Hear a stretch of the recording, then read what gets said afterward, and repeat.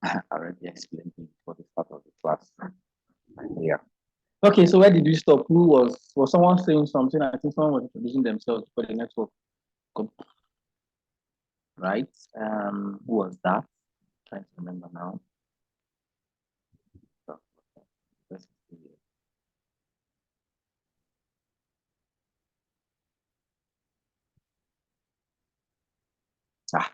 Can't remember how. Okay, so who wants to take the floor really quickly so that we can move on? Let me just go in. All right. All right. Good afternoon. My name is Patrick B. I'm an accountant, also a data analyst. I just want to venture into clothing line. That's why I really want to learn digital marketing. All right. So where else?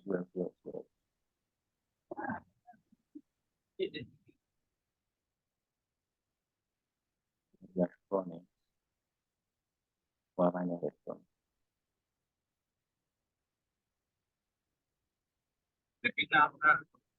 Aisha Taindi, I've not heard from you. Can you unmute? Aisha Taindi, yeah. Hi. Yes, known everyone. Yeah, my name is Aisha, Aisha, and I joined digital marketing because I wanted to have another skill apart from content writing. I write content for businesses, so digital marketing for me, like it's just a way to like upskill, to just learn more. All right, you're welcome. Thank you.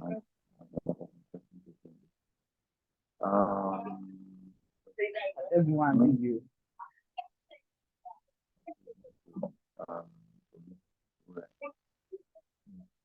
Atanda Adekule Elijah. Adekule Elijah, learn from you.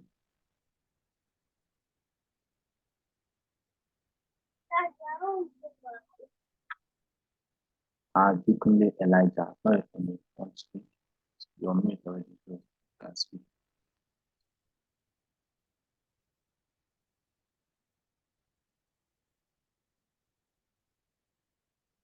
You're talking, cannot hear you.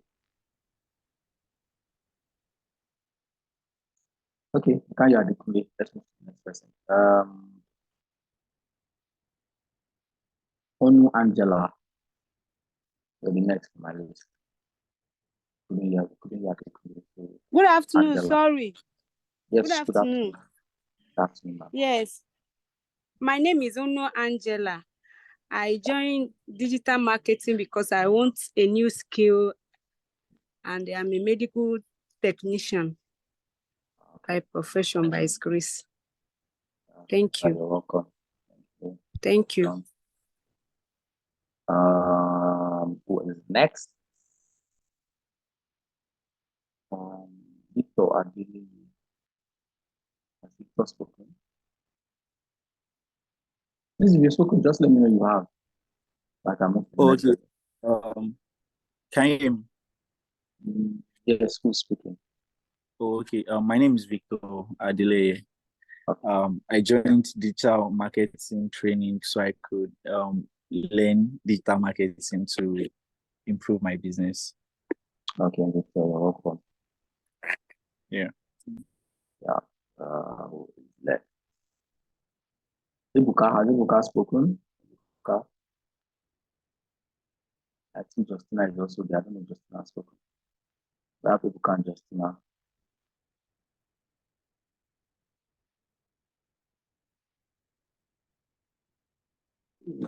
Hi, yeah. Hello, everyone. Good afternoon.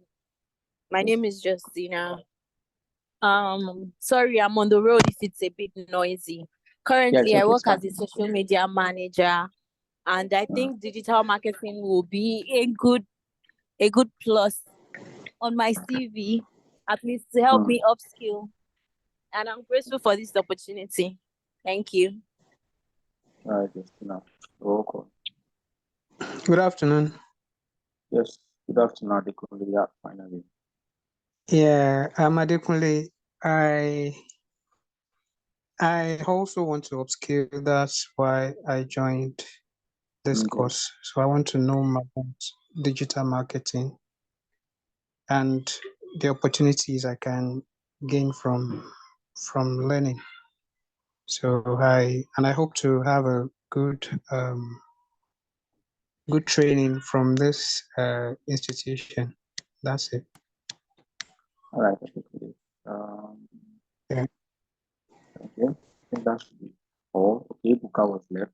Buka, if you're there and you're free to speak, you can speak now.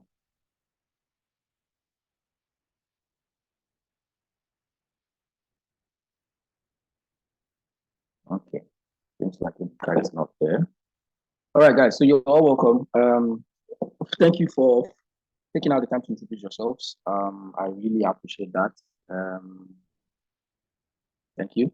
So one reason I asked us, of course, to introduce ourselves is because I know that we're still going to meet in the physical class sometime next week, I think. And we might do another introduction because there might be other people who might be joining the class, and of course, we're going to finally put a face to the name. But the essence is for each and every one of us to know who to know is raising up our hand. Oh, it's okay. I miss you. Ruth Liam, your hand was up. You want to say something? Yes, hi. Good afternoon. Good afternoon. I missed you. Sorry, I'm sorry. I'm sorry. That's fine. Okay, hi everyone. Yeah. My name, as said already, is Ruth Liam. I'm a voiceover artist. I'm a content creator and social media manager. So joining this training was just basically to upskill Oh, also and to know more. So yeah. all right. Welcome. Thank you. Yeah. Okay. Sorry, I missed you. But that's it. All right. Yeah. So I was saying that one of the reasons I asked us to introduce ourselves is so everybody can actually get access to what everyone does. Because the truth is that um, we are all coming from different places, different backgrounds. We all have different skill sets. We all have different businesses, and we all do different things. And you never can tell who might need your service from here. I might need the service of someone here, and someone here might also need my service thereabout. So it's very imperative that we know ourselves and we know what each person does. We're not so many, so I had to take that time. We know what each person does and see if you might just need their services. All right, straight into what we have on ground. Who's going to tell me what digital marketing is in just plain understanding, like you just thinking about it, no seriousness attached to it, just putting words together. What do you think digital marketing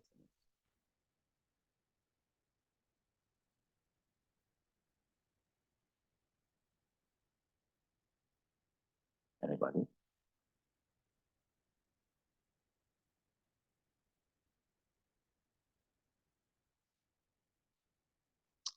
Anybody? Just say anything. Wrong or right? Doesn't matter. Justina. All right. Justina, you have the floor. I like you guys. You guys are doing instructions. Love that. Justina, you have the floor. Okay. Yeah. So, digital marketing is the use of um the internet or social media platforms to market a product or service I think. You're right. Thank you. Yeah. Felicia, your hand is up.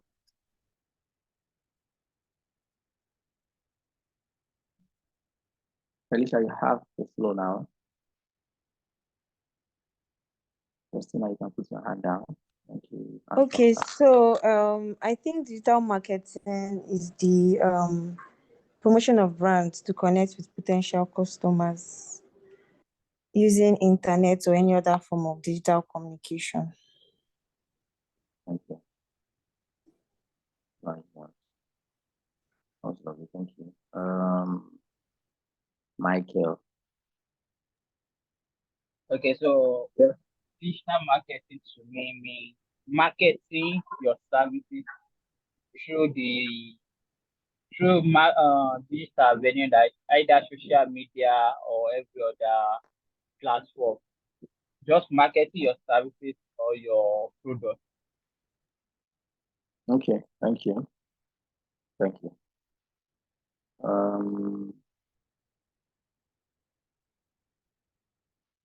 Yeah, we are all correct. Whose hand is still up? One person's hand is up. Michael, okay, you can lower your hand now. Thank you. So we are all correct. That's very, very, very correct. Is as simple as what you just explained now. It's as easy as what you guys just said. It's just the marketing, yeah, digital platform. So let's piece words together. It's very simple for all of us to understand. Marketing. What's marketing? First of all, marketing is the promotion of goods or services. Take note, marketing is not sales. There's sales and there's marketing. It's kind of the same thing. They are kind of intertwined, but they are still not the same. Right. So most very big organizations have marketing people and also have sales people.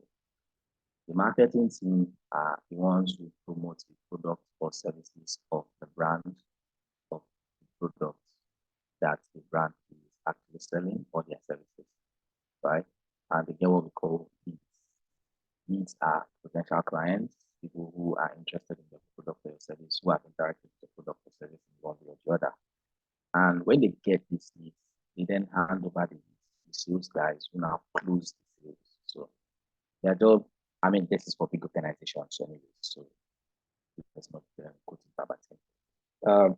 The marketing guys are there to promote the product and services, make sure it is seen, make sure a lot of people see about it, a lot of people get interested in it, and convert those people to leads, and then move leads over to the sales people to close those leads and convert the leads to become customers, right?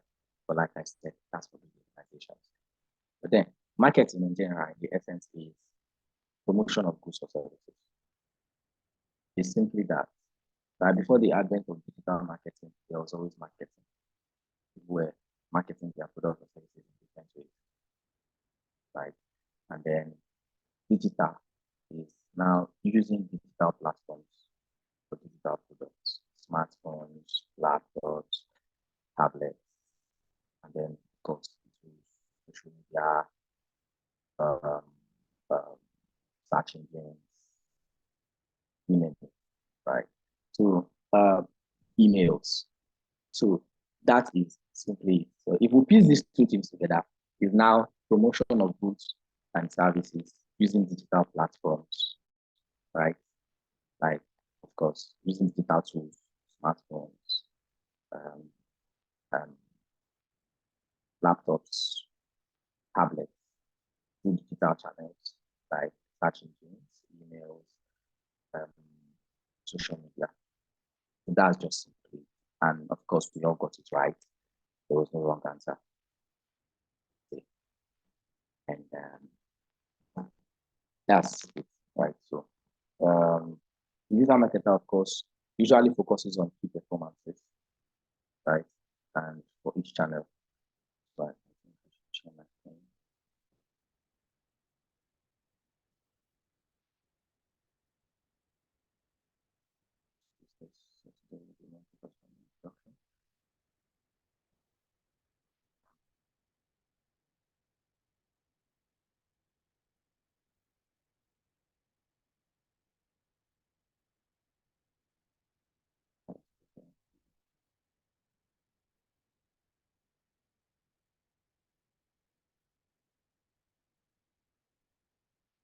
Please confirm you can see my screen.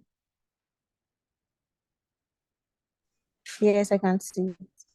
Yeah, you can see. All right, thank you. Yeah, so just what I explained, right, is the marketing of who's marking the screen.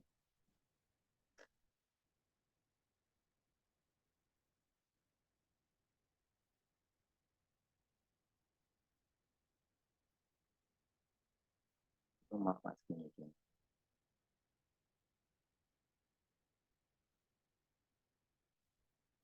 Hold on, guys.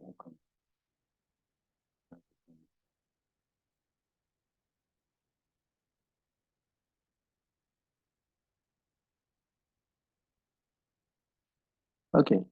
So digital marketing is the marketing of products or services using digital technologies via the internet, social media, or any other digital media.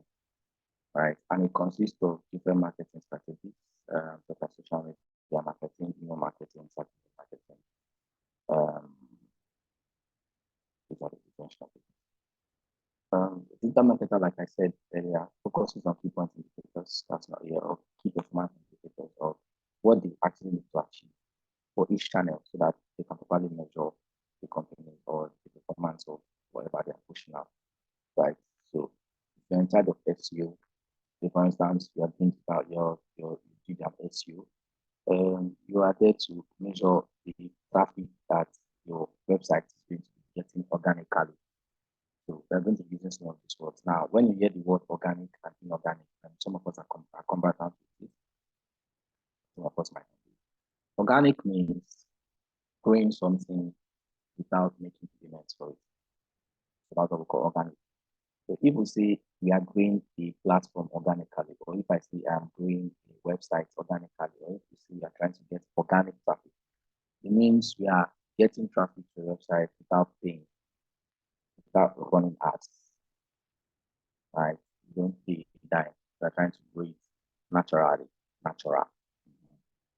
Then of course, inorganic is when you now actually pay or put a sum to get your results, traffic, whatever. Right? That's now inorganic. Okay, so that's it. So let's say you are doing SEO and you're trying to grow a website via SEO, search engine optimization. That's what it means.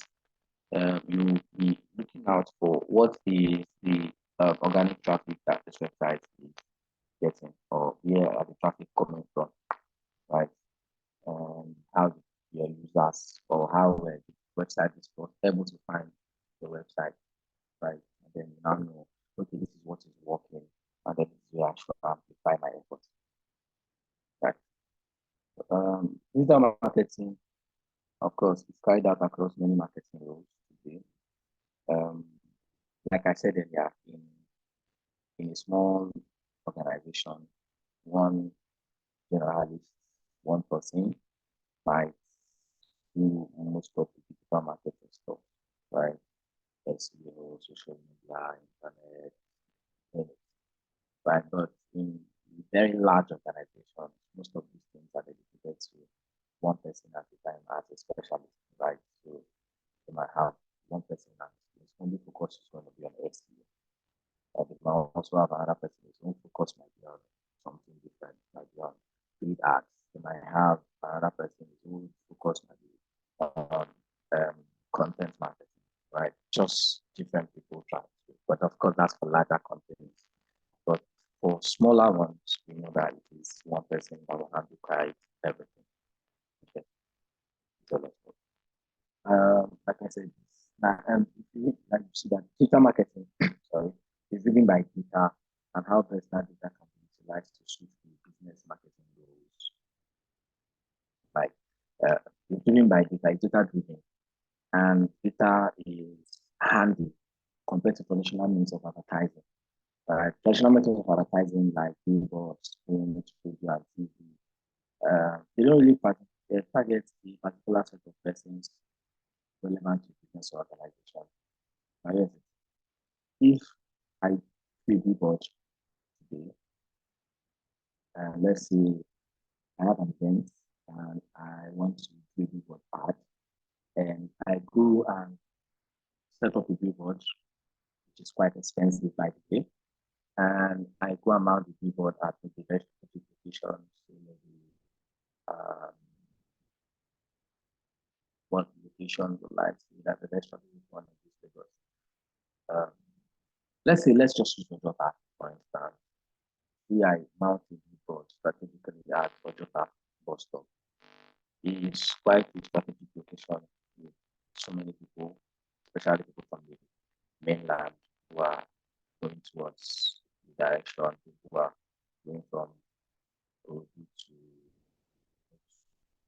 whatever, who are coming from that point to one of the route. Take that route, right? And it is there for the taking because it is now to every turn you can hurry, right? It is no longer specific to who you want. Yes, as far as much as it is concerned, it still has its target, right? But the possibility of reaching its target is slim compared to digital market when you're using a digital marketing platform or technique. Because I mean, let's say there's a billboard about, let's maybe call it maybe for a female product now, for instance. Let's say it's a billboard, let's say it's for a female product, where it's mostly going to be recognized by females, right? Placing a billboard there, I mean, males are also going to see it and they are not interested because it is not their product, right? But if you're using a digital marketing tool, you can specifically target it to only hit the female, right? And of course, you might get to some males who put female at the agenda. It happens, but it's going to be segmented and shifted. I hope we are flowing. So compared to traditional methods, right, like the billboards, radio, I've talked about billboard, we talk about print, it's quite the same thing. Someone gives you a print banner, for instance, now. You don't need it. It doesn't concern you. Right? But it's still a method of marketing that works. Mind you, let's not say that they're not showing this away, like showing it to the beginning and saying, oh, bullshit, it's not good, it's no longer a good means to market. No, they still work, right? Quite a lot, especially for events and programs. I think churches benefit more from prints and just flyers and this traditional method of advertising because they have their own target market, of course, but their target market seems to be like me and you, like everybody. As far as you want to know God, or you, because some of them are targeting people who are also looking for miracles because there's so much problem in this country. People are looking for miracles, so still targeting people, and I think it works for them a lot. But there are several businesses that this cannot actually work for because they won't call it obsolete, but because they do not actually align with what the business wants to achieve. So it might be a waste of time and a waste of money and a waste of effort. Same thing with radio and TV, right? So those traditional methods of marketing are there, but they most times do not give you what you want because sometimes they can't really target a particular set of persons that are relevant to your business or organization. Let's say, for instance, you have the platform and let's just use social media now for instance because that's like the most popular where everything happens. Oh, so that's the platform that nobody even overlooks anymore. Nobody overlooks it. You can't overlook social media as far as marketing digital is concerned. So let's say you have the product and you're selling. Let's say you sell a female product. I don't know what female product for now, but let's just use okay, let's just say you feel female wears, like specifically female wears, products that just females that are going to mostly use it. And let's say you want to run, you want to do, and you want to market the product organically, right? You want to maybe run an ad, post, whatever. And of course, they're going to give you the parts to always do the audience selection where you now have to select what kind of audience that you want to actually see your product.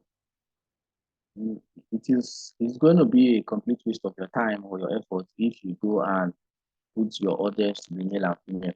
You will just be giving the platform money. Let's say you want to run a meta ad now, just be giving Mark money because they will be showing your product to men who are not interested right? And it's a waste of money. So you would rather focus on females, right? And you put the gender to only women, and you add reach more women than men.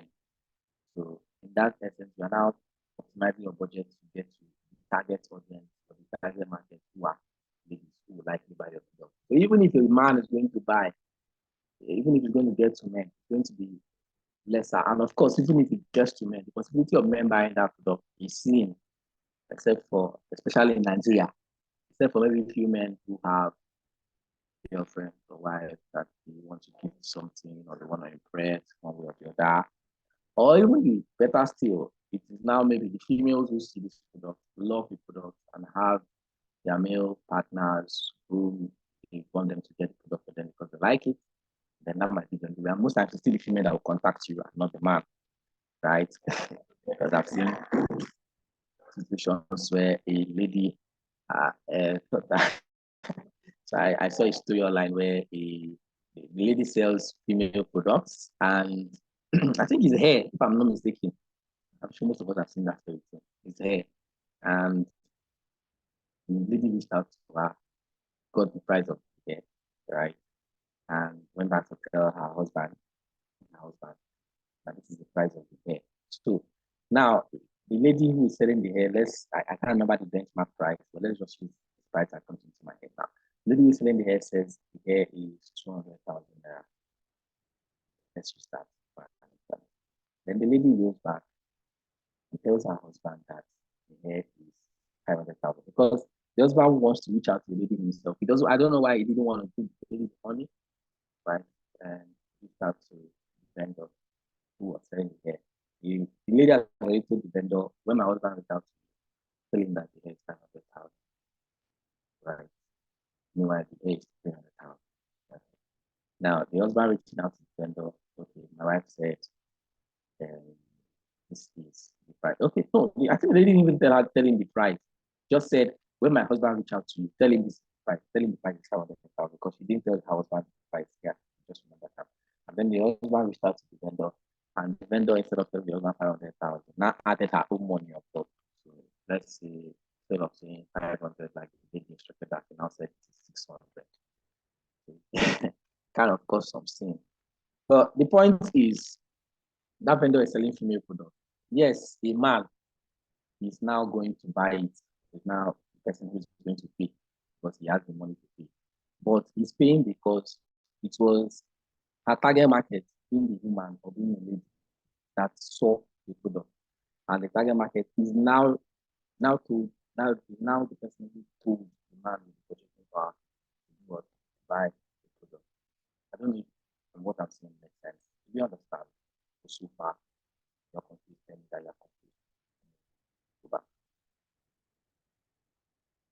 Okay.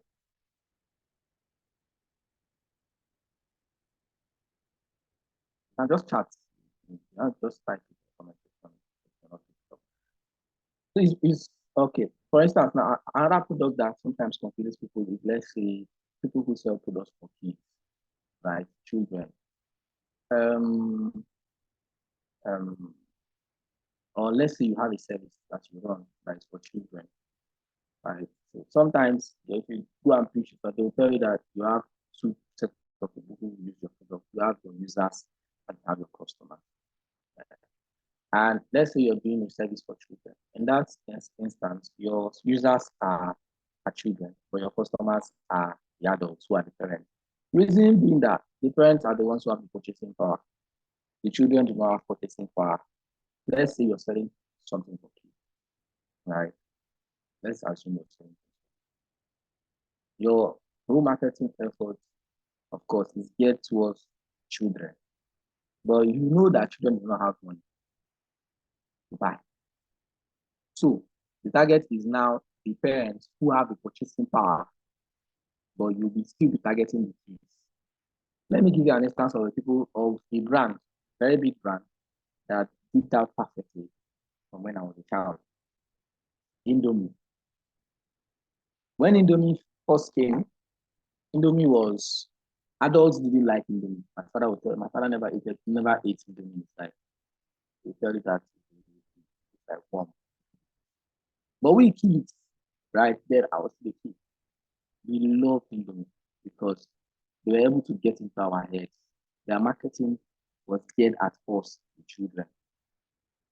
We did not have money to buy it. We didn't have the purchasing power. But because they were giving us what we like, the kind of adverts they did, right? The kind of songs that they played in their adverts that stuck in our head. We now transfer that strength, that uh, enthusiasm that has been put in us into our parents. And take note that most times when some children um, request for things from their parents, especially if it's not harmful and the parents can afford it, they will not request it. So you see that in that case now, we were the users, but we are the target as well as our parents. So let's say you are selling beers for kids now. You know that kids now have phones. They are online everywhere. So your target can be the kids while you're also targeting the parents of these kids. So whatever you're going to be using for your marketing effort has to be geared towards these kids. For instance, your colors. You want to use colors that appeal to kids, children-friendly colors, right? And all of those kind of stuff. So that's on that. Like, what is it? Let's move forward.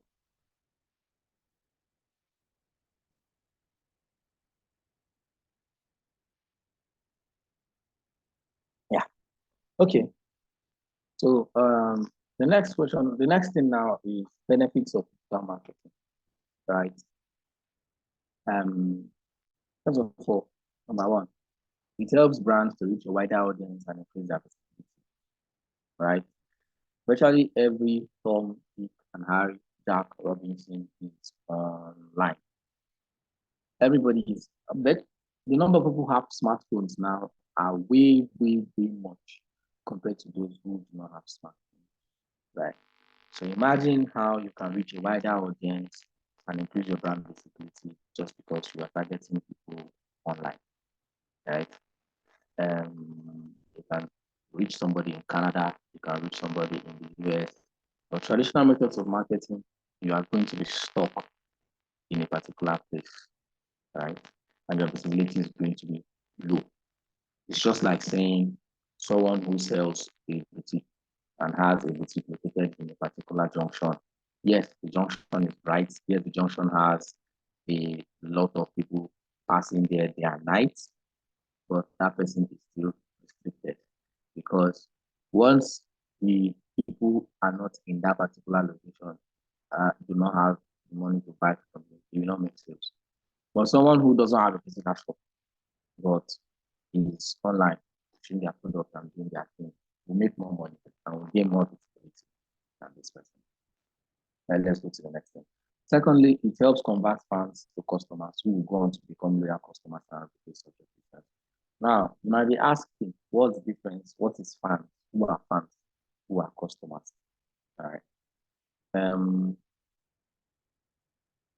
Let me use myself as an example. I sometimes follow some businesses online, and the reason I'm following them is because maybe I like the way they push out their content. Maybe I like their content. I like the way they are branding. I just like the way they are, right? At that point, I'm a fan because I'm always checking them out. I'm following them. I'm liking their posts, those vanity metrics, what we call it. I'm a fan. But the day I go on to make a purchase, maybe I had a pressing need and I now found out that this business are selling what I want to buy. That day I have moved on from becoming a fan to becoming a customer. Right. And if I now use the product and it impresses me, I love it, right? And I go ahead to buy the product again and again, and maybe even tell other people with excitement that I bought this product from this particular place. I have not just become a customer, but now I have become a loyal customer. and of course, an advocate of the business by telling other people, I bought this thing from this particular person. I got the services from these people. Oh, wow, they are nice. Yes, you can use them. And believe me, the best form or the most advantage you can always get from any marketing is when you are able to utilize your already existing customers as advocates of your business or advocates of the business. Because it is easier for people to buy from you when it is someone that they know that is telling them about you, right? Let's say, for instance, I like the brand. They are selling, let's say they are selling, what is now? Okay, let's say I have an online vendor who sell. I know an online. Let me not say I know. I got to see an online vendor who sells maybe sneakers, shoes, clothing, luxury kind of things. And I was now thinking of, oh, let me buy from this person, right? But I still have this doubts, this fear, this distrust that this person. And then suddenly I have a friend who comes and tells me, and I tell him, oh, I want buy clothes from these people. And he looks at me like, I get the way I don't buy from. And the person will try. And the clothes are nice. And then he starts showing me the person. I will likely buy from the person. But at that point, you just take my mind off this person I was looking at before to now go and buy from the person that he's showing me. Because it is easier for me to buy from that person because I know somebody that has bought from him. That me now going to buy from a total stranger that I do not know. So it's going to take a lot. So if you can capitalize on your already existing customer base to be able to advocate for your brand and become referral, right? You tend to make more sales and less stressful, right? So that's one of the benefits of the market. People can go on to start telling people about your product or your service and advocate for you. Next, it helps brands target their advertisement to the right audience. I've mentioned this about how you can target your advert to the right audience, right? It is cost effective compared to traditional methods of marketing. Yes, very, very much cost effective compared to traditional methods of marketing. Because traditional methods of marketing are quite expensive. Yes, there are some expensive methods online, but believe me, they are not as expensive as traditional methods of marketing. So Meta still remains the cheapest form of the cheapest way to actually gain traction online. Meta ads are less expensive, one, and they give you a lot of traction. Compared to, okay, now let's put them side by side. If you're using, let's see, Meta advertisement, it's cost effective. You can run an ad for 20 to 50,000 naira, and you are going to get a lot of traction if you do it right. Right? And then let's say you want to go and do traditional method of marketing. Now, let's say you want to do billboards. Billboards are very expensive, very, very expensive. And of course, it is kept by duration. So most times their prices are by number of weeks, number of months. You can be spending as much as 500,000 naira or more on a billboard for a week or two. And of course, it also depends on the location of this billboard, right? And the billboard will not give you what you want per se. So if you look at most of these billboards, you find out that it is mostly very big brands with a lot of money to spare for advertisement that do billboards. Because they are not doing it because they want to gain back revenue or something. They are doing it for top of mind awareness. Now, what we call top of mind awareness. Top of mind awareness is to keep a brand at the top of the mind of the customer. Oh, I've seen this brand before.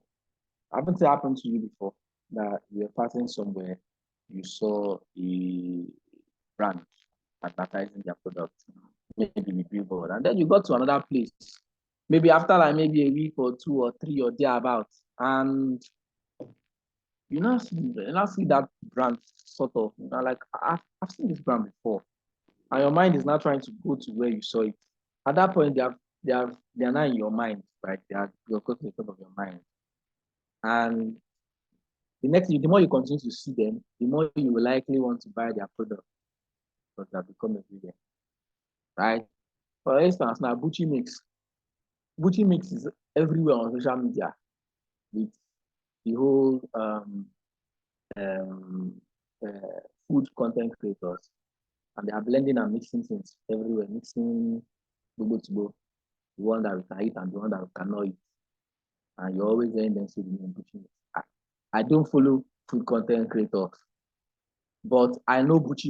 If ask me to call a content creator now that does food, I don't know any of them's name. I don't know their names. I don't know anyone's name, but I know Gucci Mix because I've come across Gucci Mix on different content. When I want to see them mixing those things that they are mixing, and you will now hear the name Gucci Mix. They have succeeded in getting to my mind with what they do, but that's online, right? And of course, they have done it in a more cost-effective way. Yes, they have spent some good amount of money, but it's still more cost-effective compared to them maybe going to do it with traditional methods. Let's say they went to do it with TV ad now. How many people watch TV advertisements?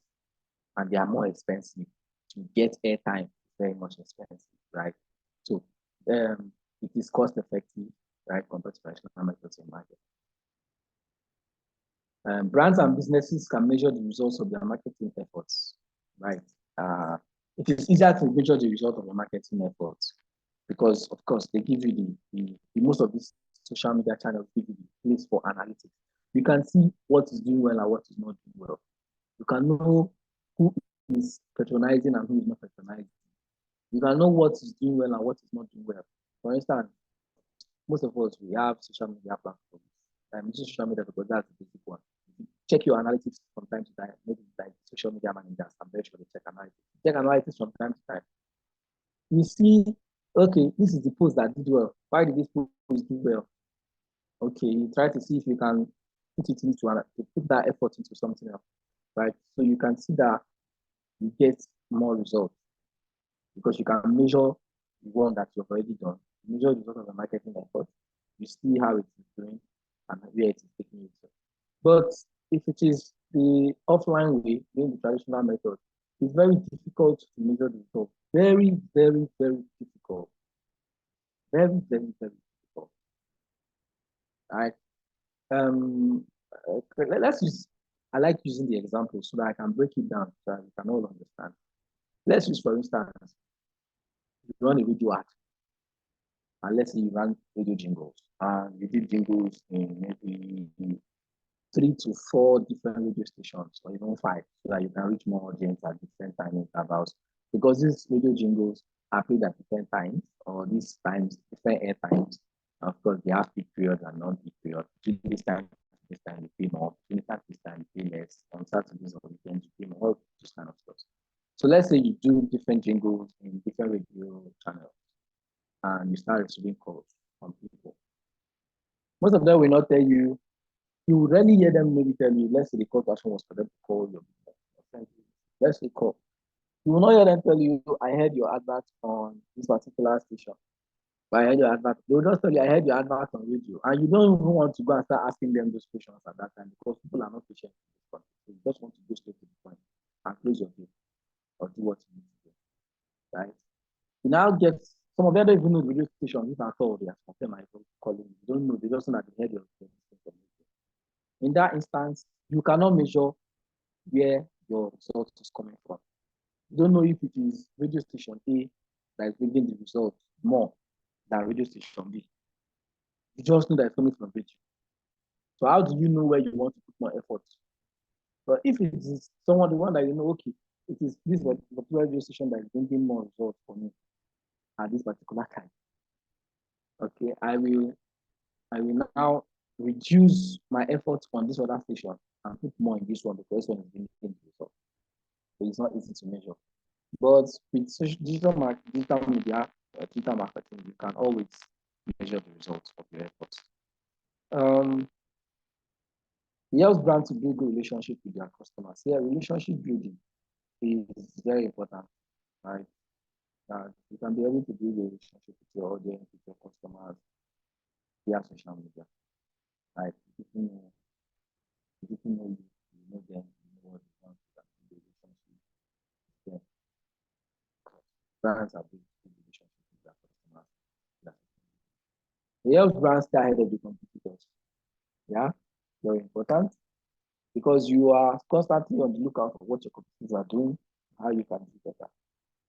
So it helps you as a brand to stay ahead of your competitors.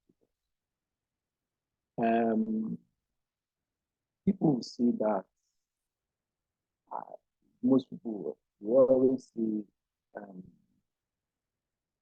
I don't have competition. I'm competing against myself. Competition is not for me. There's a competition. Go outside, blah blah blah blah blah blah. Everything about competition. The truth is, they are saying these things, but unconsciously, they still know that they are competing. There's always competition in life wherever you go. It is inevitable, especially in business. Maybe your personal life, there's no competition. But the truth is that there's still competition. You feel that you're not competing with somebody, but the person is competing against you. As you put like here, they want to protect you. Oh, you're winning today, they want to win tomorrow. Where you get bad when it becomes unhealthy, but competition is good. Competition breeds innovation. Competition, you can think fast, you can think better because you want to outsmart the other person. Where it becomes bad is when it now becomes unhealthy, right? So it helps you stay ahead of your competitors. Like I said, competition is everywhere.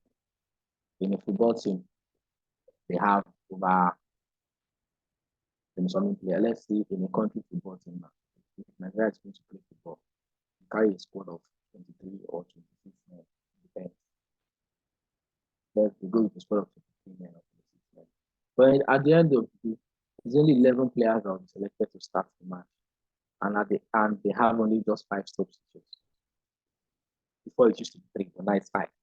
So at the end of the day, you have just barely 16 players who might play because even the substitution is dependent on the coach. Sometimes they might not even make substitution. So you see that they are all teammates, but even among the teammates themselves, there's still competition for who gets the starting spot. So yes, there's competition everywhere. So it helps you stay ahead of your competitors, right? Because you can know what they are doing. You can always check what your competitors are doing. You follow their pages. You see what they are posting, how it is doing, what kind of language they use, how they are attracting their audience, and then you try to do it for your own self. There's one thing I will say, and that is that there is nothing new under the sun, right? There is nothing new in this life. So don't try to reinvent the wheel. Okay, just find a way to look for what is working and make it work for you.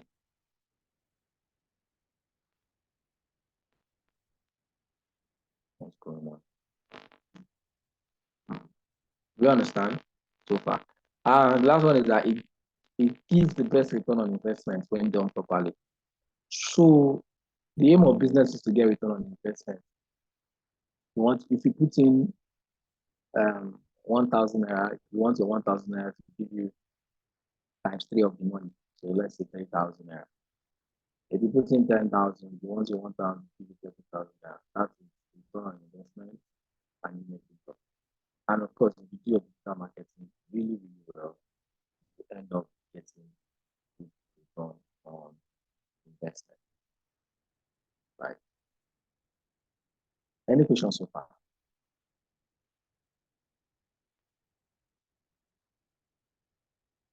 Any questions so far? So we can carry on. What do you understand? What do you want me to explain better?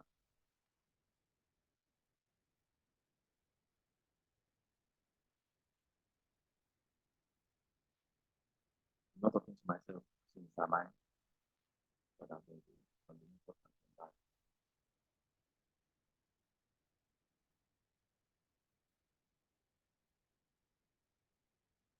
Hello, guys. Confirm you can hear me, please.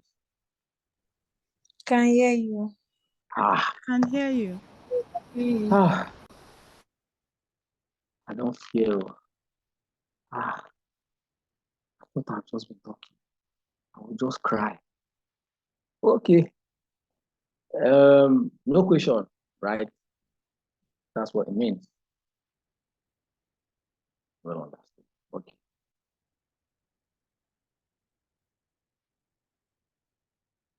All right. Let's go for that.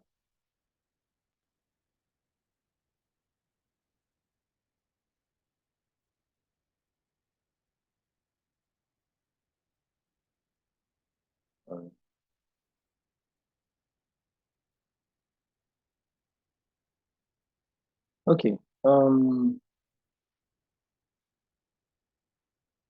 Yeah, man. Yeah. So, what should you consider do your digital marketing online? Right. This is very, very important. What you should consider. But before then, I want to say something.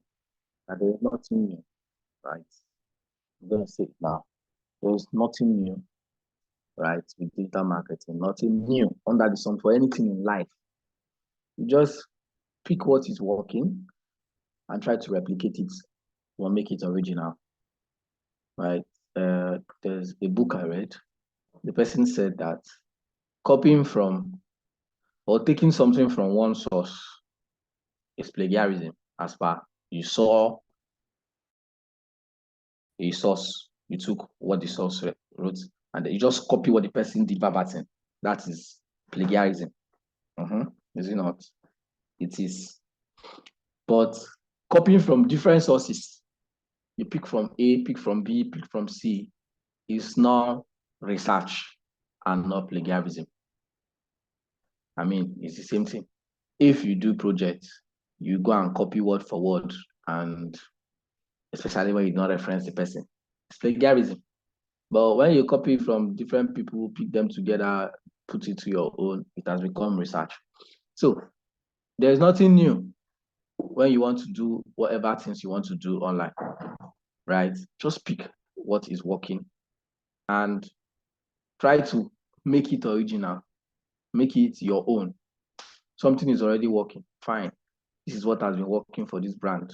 Oh yeah, I'm going to take this thing and I'm going to put it into my own business. I'm going to put it into my own services. I'm going to make it unique for my own self, right? So that's it. Let's go on. Now, things to consider to market online. First question is, who am I? Who am I involves you understanding the mission and vision and the value of your brand or your business or the business that you want to market or the brand that you want to market, right? That's why any digital marketer who wants to take on any opportunity, any employment or any job or anything, first of all, does their research to know exactly who this brand is, what this brand are, what are their visions, what are their mission, what is the value of the brand, what have they been doing, right? What are they selling to people?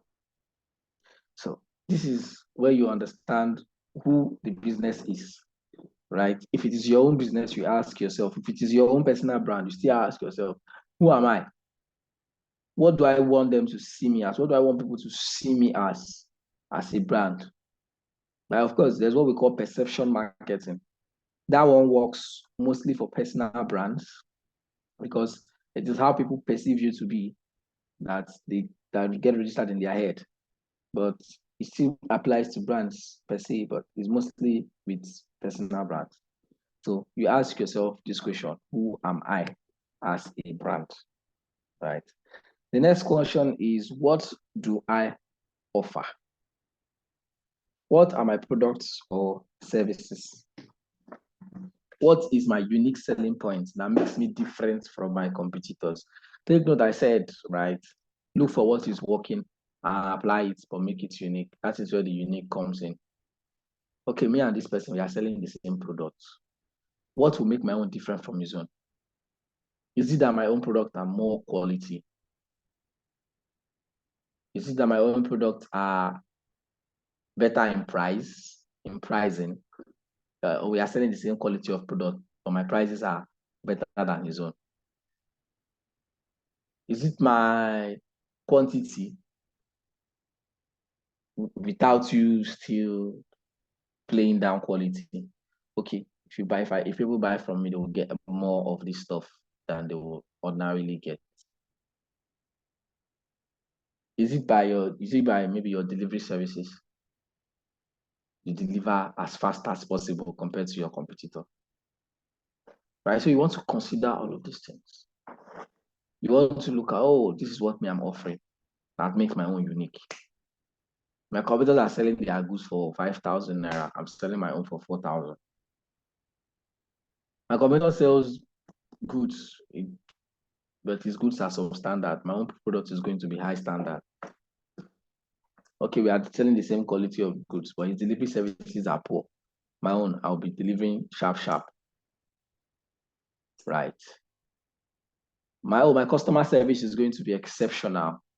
I bought something from one woman the other day, and the reason that I and my friend bought that thing was mostly because of her customer service. The way she spoke, the way she addressed us, despite the fact that it was not up to how we expected it to be on that particular day, but she was able to address it properly, and we still bought it without feeling anything like we wasted our money, because our customer service was top notch. Right. So consider your product and your business or your service, and then have a unique selling point. Might not still be any of these things I mentioned. Might be something different from but you have something that is unique that you want to push out to your market. Right. And the next question is, where am I? Now, this is where you understand your position in the market and that of your competitors. You understand what your competitors are doing, and you try to do better. You understand what position you are in the market at that particular point in time, and what position you should be, and how you should do better, right? For instance, you're just coming into the market. You're just let's just say you're just starting, and let's say, for instance, you're doing let's use tech now. For instance, let's say you're doing fintech. When I say fintech, I mean financial tech, uh, right? And you have the likes of cheaper cash in the fintech space. Fintech space is very saturated anyways. You have the likes of cheaper cash, you have the likes of fair money, you have the likes of Flutterwave. Flutterwave is fintech, maybe a different aspect, but it's still fintech, right? All those financial institutions that are digital, right? And maybe you're just coming to the market, you just built a new product and you want to dive into the market of fintech. Let's say cheaper cash are your competitors. You know very well that cheaper cash are your competitors, but you are able to understand that at the position that you are in the market at this point in time, cheaper cash are way far ahead of you, right? But you look at, okay, this is what they are doing. Well, let me try to do this what they are doing and try to do it better. And then, of course, in that space, there are still competitors who are within your level. And then you look at them and say, okay, these ones are within my level, while I am striving to get to the level of cheaper cash and surpass them. So you understand where you are, understand your position in the market, and that of your competitors as well. Right. Let's move. The next question is, why do I even have to market online? This one is mostly for business owners anyways, because I mean, if you are working, you might not really feel it, might not really affect you, but you still need to develop a thick skin for what is to come your way. Because I'm telling you that it is not as rosy as you think, or as some people perceive it to be. The road is not always rosy, right? And that is where your why now has to be strong enough to keep you in business, so you don't fall off at the slightest challenge, right? Because if your why is not strong enough, you will get tired. Because the truth is that in this online space, the digital marketing space, you could be doing things and you could be doing it right, but you are not getting a result. It happens to the best of us, to even the very best people. There are bad days. And when those days come, especially for maybe a new business, a new brand, a starting person, you will feel so terrible. You will feel like the weight of the world is on your shoulders. You could get so tired, right? And it's okay to be tired. It's okay to rest, right? Take a break, but do not fall off. Because if your why is not strong enough, that's where you fall off. Make I rest. Yes, rest, but your rest should be short and you should get up and head back to what you're doing. Because if not, my rest for one day will turn to 1 week, 1 week will turn to 1 month, 1 month will turn to 1 year. And before you know it, you are out of business, right? So your why has to be strong enough for why you are marketing online. Why must I market online? Why do I even need to stay in this online space that is so populated with a lot of noise that I'm not even sure that some people are going to hear out or see my product? From now, just have a strong why and be patient at it, right? What have I not mentioned? Yeah, where am I? Why do I have to market online? What do I offer? Oh, this one is not here. Who are, of course, I've talked about why go online. Yeah, the next question is who is my target market? Who are my target market? Who are my target market? If you don't have a target market, you'll end up wasting your marketing efforts, putting out things that are irrelevant to your audience. Who does business here? Yeah, someone said they do business. Let's chat a little. I've been talking. Who's that person that said they do? Who does a business? Okay, who does a business that they sell stuff? Anybody? I do. Who's that? Name, please. Hello? Yeah. Who's speaking? I do. My name is Lucy. Lucy. Yeah. Lucy. Yeah. What do you sell? I sell Zobo. Oh, you sell Zobo. Zobo drink. Okay. Drink. Well, target market, Lucy. Okay, so basically it's for healthy people that are considering healthy lifestyle. So there are people that don't want to be taking fizzy drinks. Yeah, Okay. and the age range, I mean, everybody is supposed to be taking healthy drinks. So we're looking at from young age to older demographic. Okay. Thank you. Well done. Someone's hand was up. Who is that? Oh, yeah, I'm doing Victor. Yeah, Victor. Yeah. Okay, yes, I Yeah. also do business. I run a logistics brand. A logistic brand. Yeah. So who are your target market? They are mostly business owners, food vendors, and yeah, small business owners. Most likely. Nice. Thank you.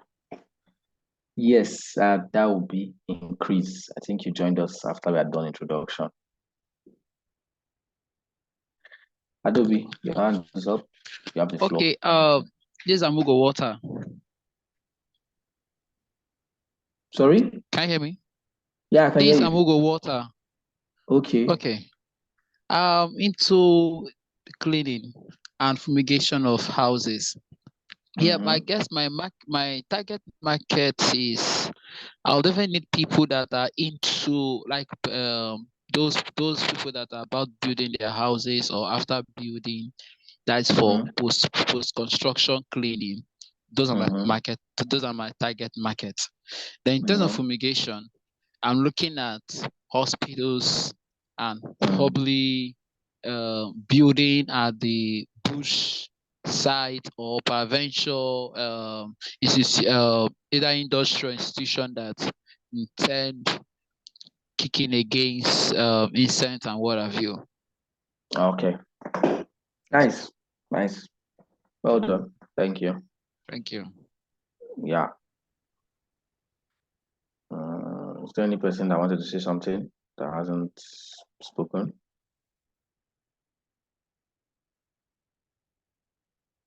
Nobody. Okay, you can lower your hand. Whose hand is up? So yeah, it's a good thing. I think I'm really going to enjoy this particular set of people because the last set really gave me a headache. It's a good thing that I think most of us already understand who our target market are, right? Because one of the biggest mistakes a business can make is to say that everybody is their target market. Because the truth is that everybody cannot be your target market. It doesn't matter how you want to paint it.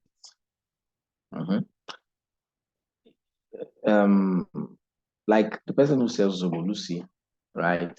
I'm glad she understands what target market are, and there are people who need healthy drinks, who want to consume healthy drinks and want to reduce intake of sugar. Not everybody has that time. For instance, the man that is doing hard work, hard labor, does not have time to come and say he wants to consume healthy drink. He just wants to drink something that's going to give him energy. And sugar, of course, is plenty inside Coke, and it gives him energy, right? And he wants to drink sugar and eat with bread and continue his job. It's not a target market. So every business has a target market, right? The last person who spoke.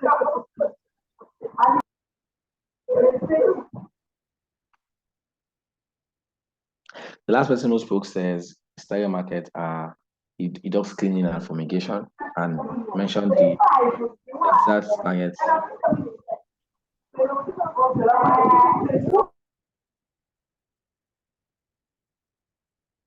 I mentioned the exact target market that he's supposed to be targeting. People who are moving into a new apartment, people who just finished building their apartment and need to be cleaned. For the fumigation, hospitals, facilities that need fumigation. Maybe the facility has stayed for a very long time and they need to drive out reptiles, insects, away from the environment. Those are going to be target market, right? So it is imperative that you know who your target market are, so you do not waste your time putting out things that are irrelevant to your audience, right? If you don't know, you will end up putting out things that do not appeal to your target market, wasting time, energy, and effort. Right. So you need to know who your target market are, understand where they are located, understand their age range, understand the kind of things that they like and that they're interested in. So you can tailor down your efforts to suit this particular set of people. What kind of things do they read? What kind of things do they like? What kind of things do they listen to? So okay, these are my audience. This is what they like. And this is how I can target them. Do you understand? So this helps you know exactly who your marketing efforts are going to. Every brand, every business has a target market, has a target audience, right? Yes, some of them are virtually for almost everybody. But even at that, they still know that it is not still for everybody. They still have who they want it to reach, right? And they try as much as possible to tailor that effort to reach those people. I give us an instance of Indomie. Right? I said Indomie is in noodles. It's just now that it's more like a fast food now for everybody, and it's very expensive now. The other day, I went to get a carton of Indomie. I ended up coming back with half because the price of a full carton is not the price of half. This country now, anything you go to buy, if you used to buy full one before, you end up buying half. If you used to buy two before, you end up buying one because the price of the two is not the price of one. So that's by the way. Indomie know that when they even till now, they still understand that their target markets are mostly children. Someone is marking my screen. So I turn this off. Hold on, guys. Give me a second.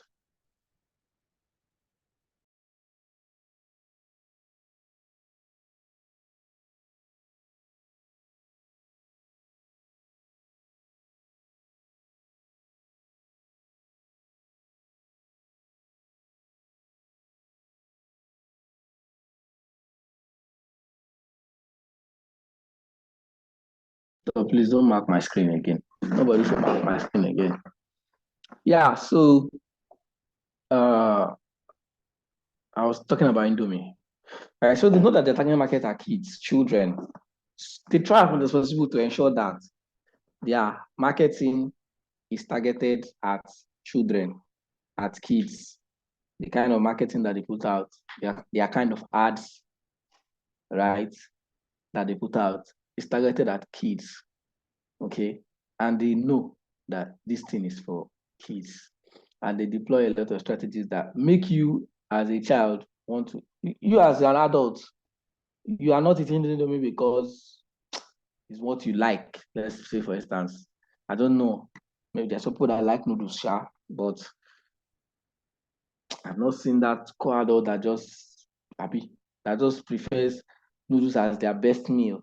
Is there anybody in this class that does that? You love noodles. If noodles is your best meal, let me see your hand. Like, you just love eating Indomie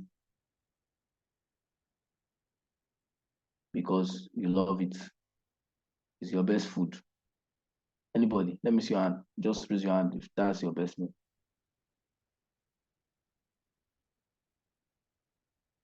Nobody. I'm taking this time to conduct my research. Let me be sure.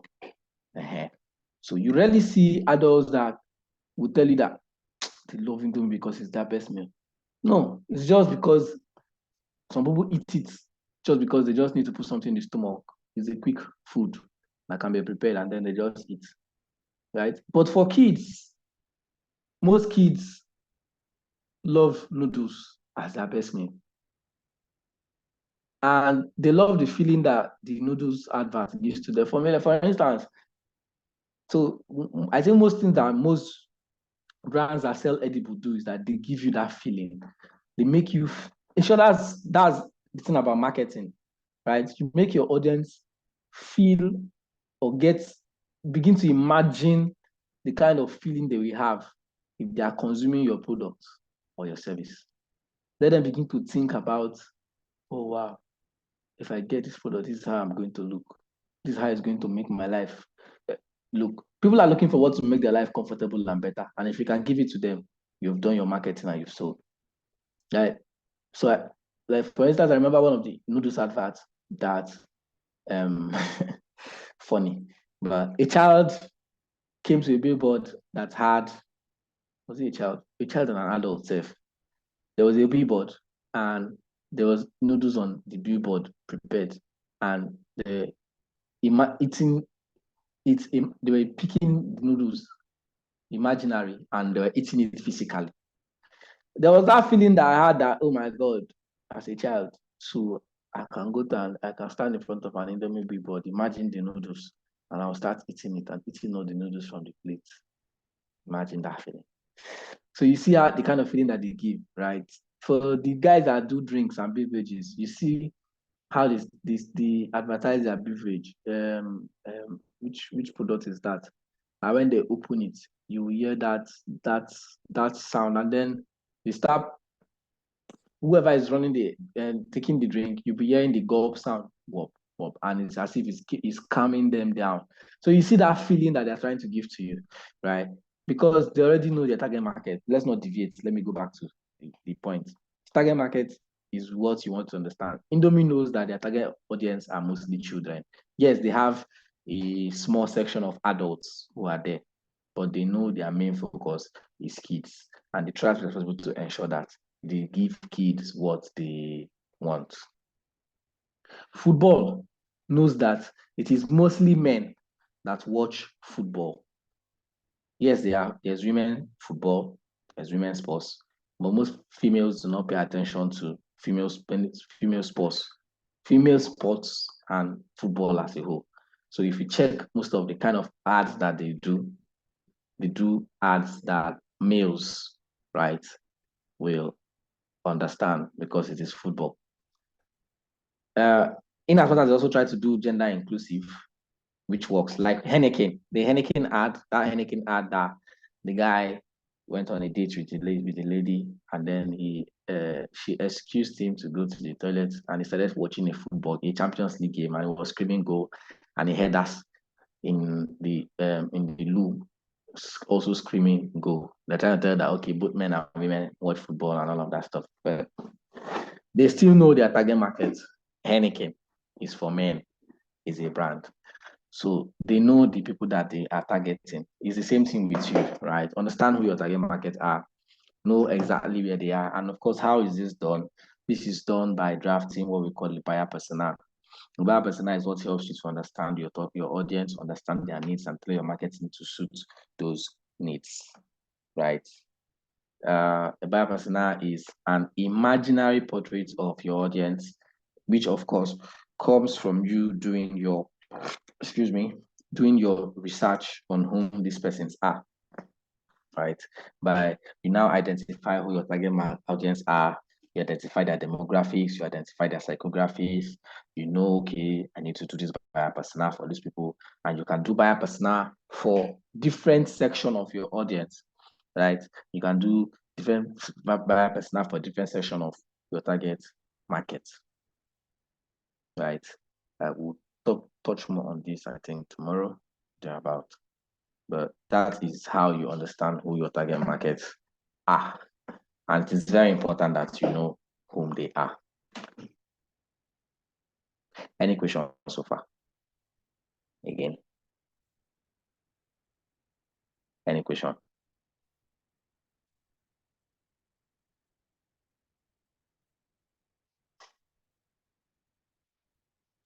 It's 3:20.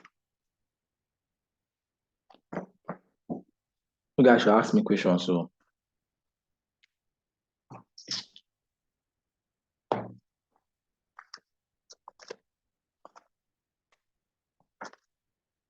okay.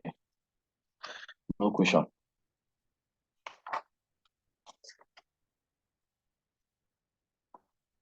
All right.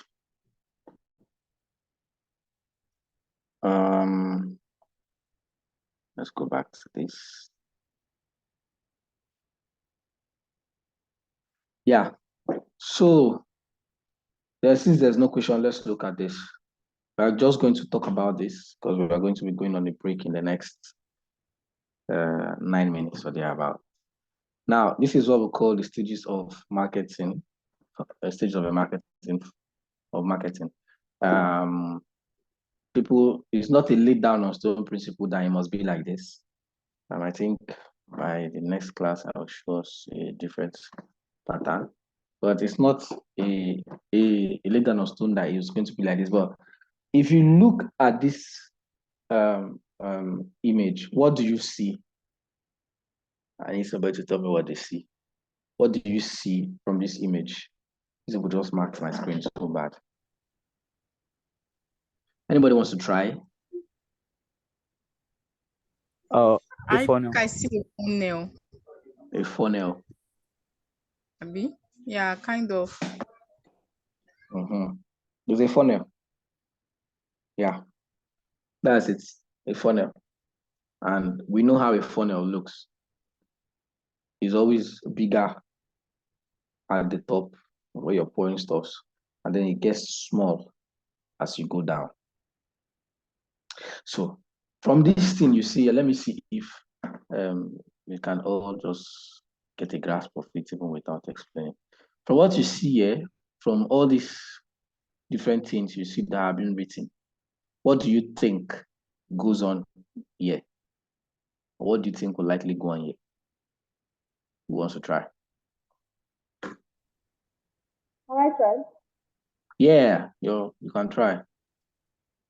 Okay, so for this, this is like a stage of you trying to get your customer.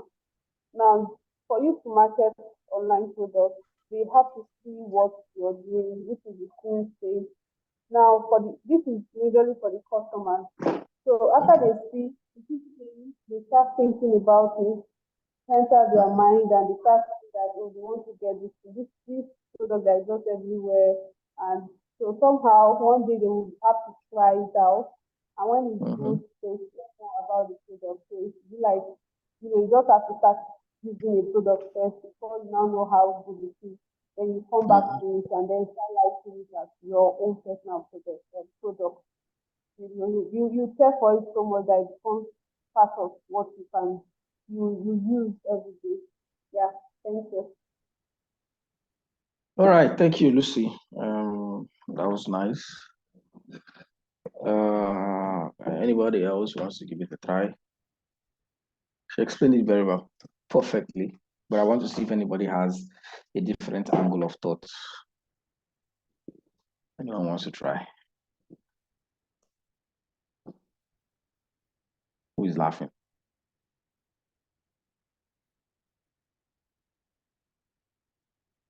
Mikey, why are you laughing at me?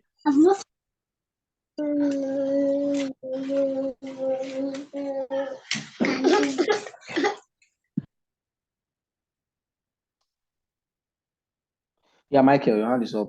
You have the floor. Okay, so you have to. Hello. Yeah, can hear you. Okay, so you have to see a product first. For example, someone that wants to buy that saw a sneakers advert. When you see the product, then you think maybe, okay, this particular design, I think I like Adidas. So you have to know, you have to think about the product, maybe you like it or not. Then the do is, okay, am I getting it? Okay, do I have the fund? Do I really want this particular item now? So the care in me, I think, is when you finally get the item. Yes, I think I make the right choice. Okay, yes, I care about this, and yes, I have to care about this. So I think that's for me. Okay, nice one, Michael. Thank you. Thank you. Any other person?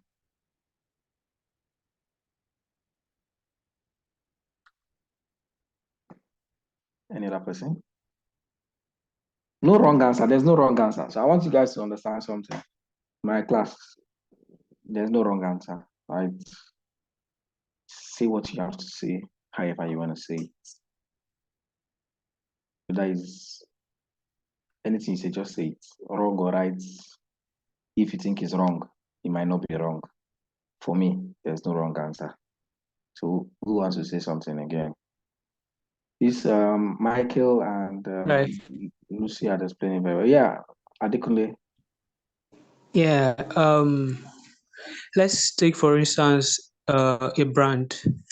So I would use Metas as an example.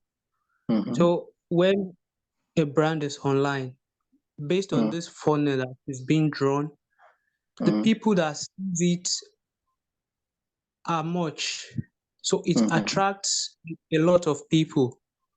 So when it now comes to, some persons may think about it, the average people, I think what this funnel is talking about is also the number of people that engage in each stage of this marketing online. So the people that see it are much, then it's people that it's reduced, and people that do it are why little people care about the brand. So that is one thing I also see. Thank you. Thank you. Thank you. Thank you very much, Adekunle. So everybody explained it very well. It was a very perfect explanation. So I will just simply talk about it in quick terms before we go. You are all correct, right? The C stage, this is a funnel. And if you look at the funnel, it's coming from top to down. And at the top, it is bigger. And while it is getting down, it gets smaller. And just like the last person just spoke at Dekunle, it is the number of people at different stages of your marketing. So when you are starting out, you want your product to be seen. So you are putting out the marketing effort for everybody to see. So the number of people who are going to see your products are many. Yes, it's still your target market you're pushing it to, but sometimes people who are not your target market will also see it. But it is definitely going to get to a large number of people. So many people are going to see it. That's why this particular stage is looking very big, right? Because it's getting to the eyes of people. Now, as it comes down, after the C stage is now the think stage.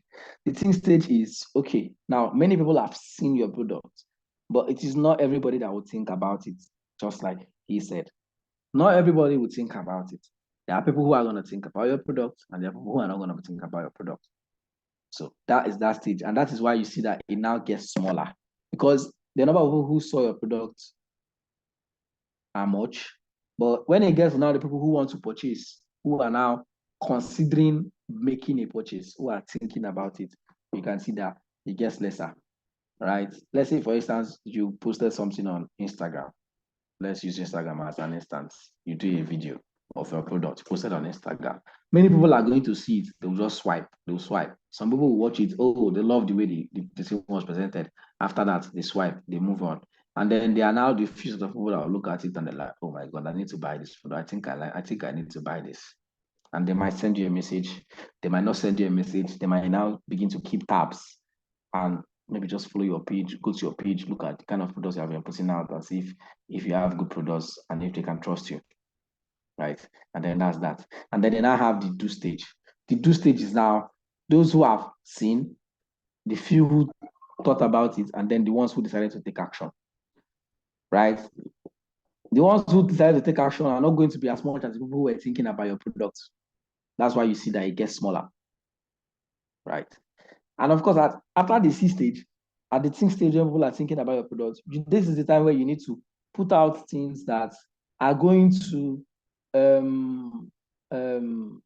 answer their curiosities, answer their questions, kill their objections, right? Lower their objections that they have, the things that is going to limit them from buying your product.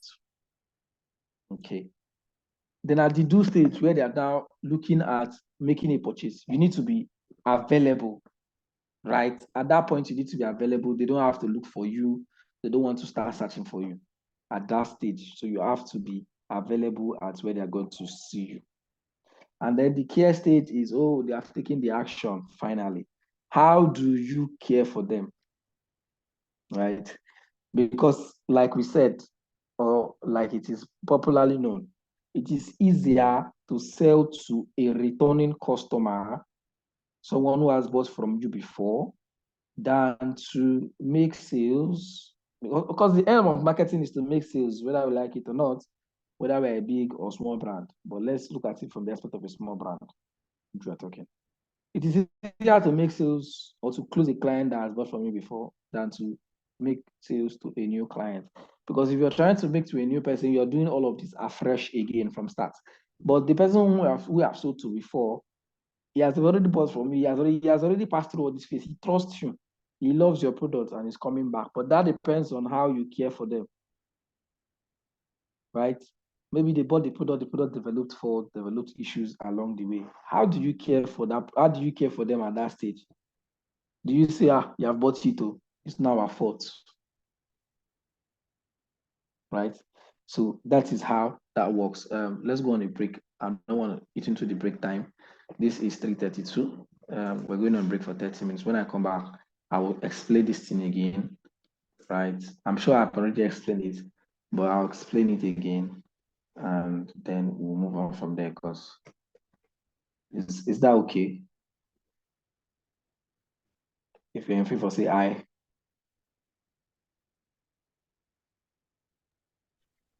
Aye. Aye. Aye. Aye. Okay, the ayes have it. There's no need. There's no need. Aye. All right, so let's go on a break. We'll be back by 4. It's 3:32. So we divide by 4:02 precisely, or 4:03. Anyone, 4 o'clock, 4:03, 4:05.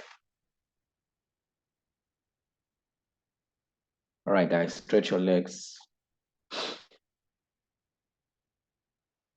And please come back.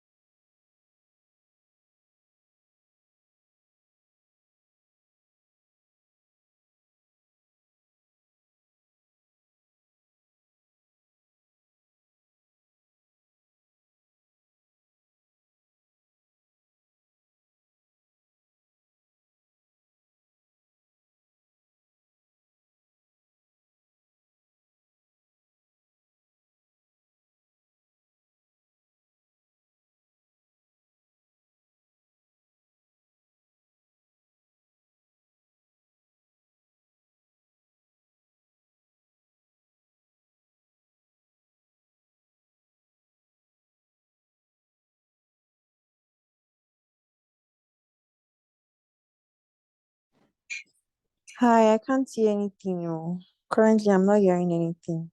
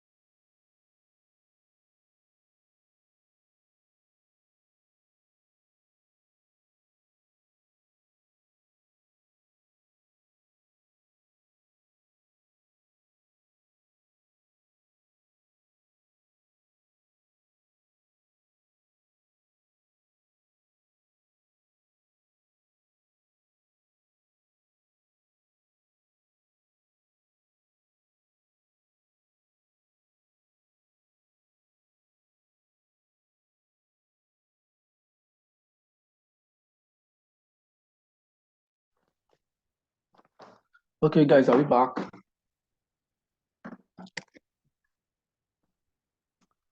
You see that 30 minutes is very short. Very, very short. We're back, right? Yes. Okay, welcome. So others are going to be joining us as they come. Before then, let's just quickly go back to where we were.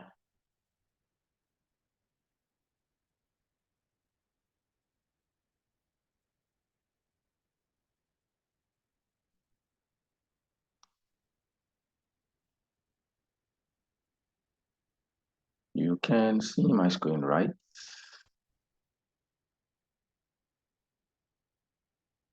Yes, we can see. Thank you. So let's roll.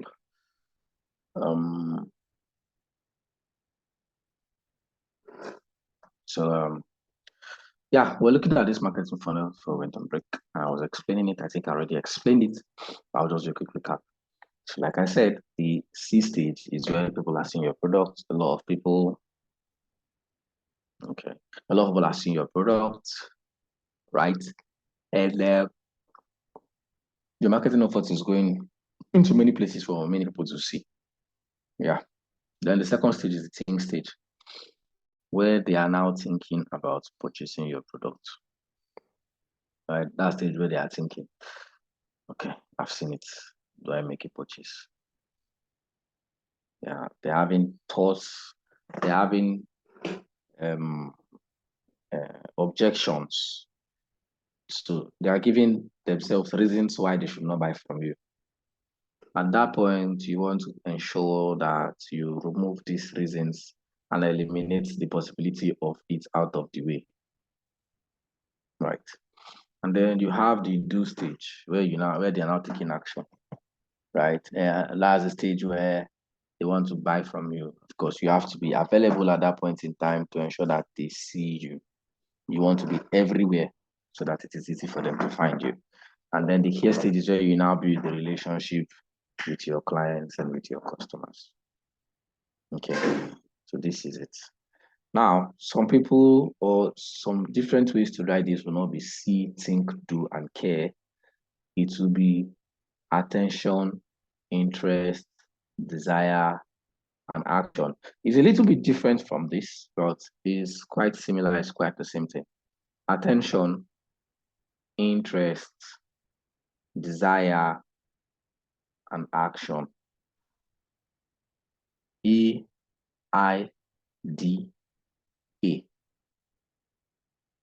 EIDA. E stands for attention. I stands for interest. D stands for desire. And A stands for action. I'll break it down. A, attention. First off, of course, this is mostly important when you're creating content because, of course, content is part of the marketing, what you're putting out there. So what you're putting out has to grasp the attention of your audience or your target market first. Because if you do not get their attention, then there's no way they're going to see what you want to put out. And mind you, we all know that the attention span of people have become so low, right? It is low that you need to grasp someone's attention in as much as a split of 10 seconds window, if 10 seconds is even too, if 10 seconds is not even too much. So when they are seeing what you're putting out, can it grab their attention? Attention, like I said, the attention span is low. I mean, look at when you're online. Let's use what all of us use. You're online, you're scrolling through, let's say Instagram, you're on Instagram feed, or let's say you're on Instagram Reels, and you're scrolling through, and you're seeing videos. The video comes in front of you, you look at it, you don't like it, swipe. sometimes it just takes for you to just stay. Maybe the first word that you hear, you don't like it, you swipe. The first thing you see, you don't like it, you swipe. The next thing you see, you don't like it, you swipe. Until you get to one that you look at it and there's something that they did that captivates you, captures your attention, you stop and you're looking at it, you pay attention. If maybe within a few seconds of looking at it, you no longer find it interesting, you swipe. That's the attention. So you have to grasp these people's attention. Let them see what you are doing. Let them stop to have a look at what you're doing. Another way is, of course, the other thing is through headlines. That's why some copywriters spend a lot of time, a lot of effort on writing headlines, because that is the first thing that gets people to your copy. It works a lot for emails as well. It is the headline of an email that can determine if I will open that email or not. So that is what will grab the attention. So you want to grasp the audience attention. The second thing is to get them interested. Okay, now you've gotten the attention. What next? Is there anything that is interesting enough to keep them in your business, in your brand? Are your products interesting enough? Are your contents interesting enough? Are what you're putting out interesting enough? Same thing with the video again. In a video instance, you stopped, you saw a video, it grasped your attention. You stopped, you want to watch it. And within the first 10 seconds of the video, you're no longer interested. It's not interesting. It doesn't interest you. You swipe. So that's the second. After you grasp attention, you want to ensure that you keep them interested in your product or service. And of course, once they get interested, the next thing is for them to desire the product. Right? And the desire is where they now want to, oh, I love this product. I love this product. Oh, this product solves my needs. Oh, it solves exactly what I'm looking for. They've desired it. And the last stage is the action, where they now take action. Where they now decide, okay, I want to buy this. For, let's see, maybe a sales letter or something that has to do with a copywriter, the attention grabbing happens at the headline. The interest, to keep them interested, keep the reader interested, comes where they tell maybe a story or debunk a myth or use any type of pattern to keep the person interested in wanting to read more, right?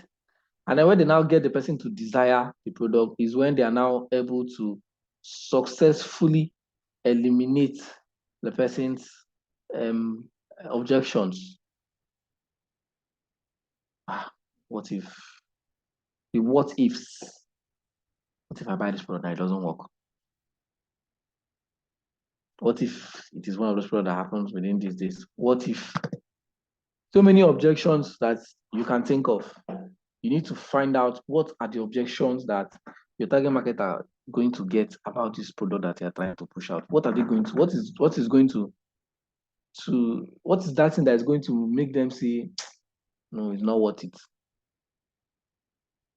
Then you want to tackle all of those things one by one. That is where they now get the people, oh my God, when you have tackled it, the person has the objection of, I don't have enough money. You tell them, okay,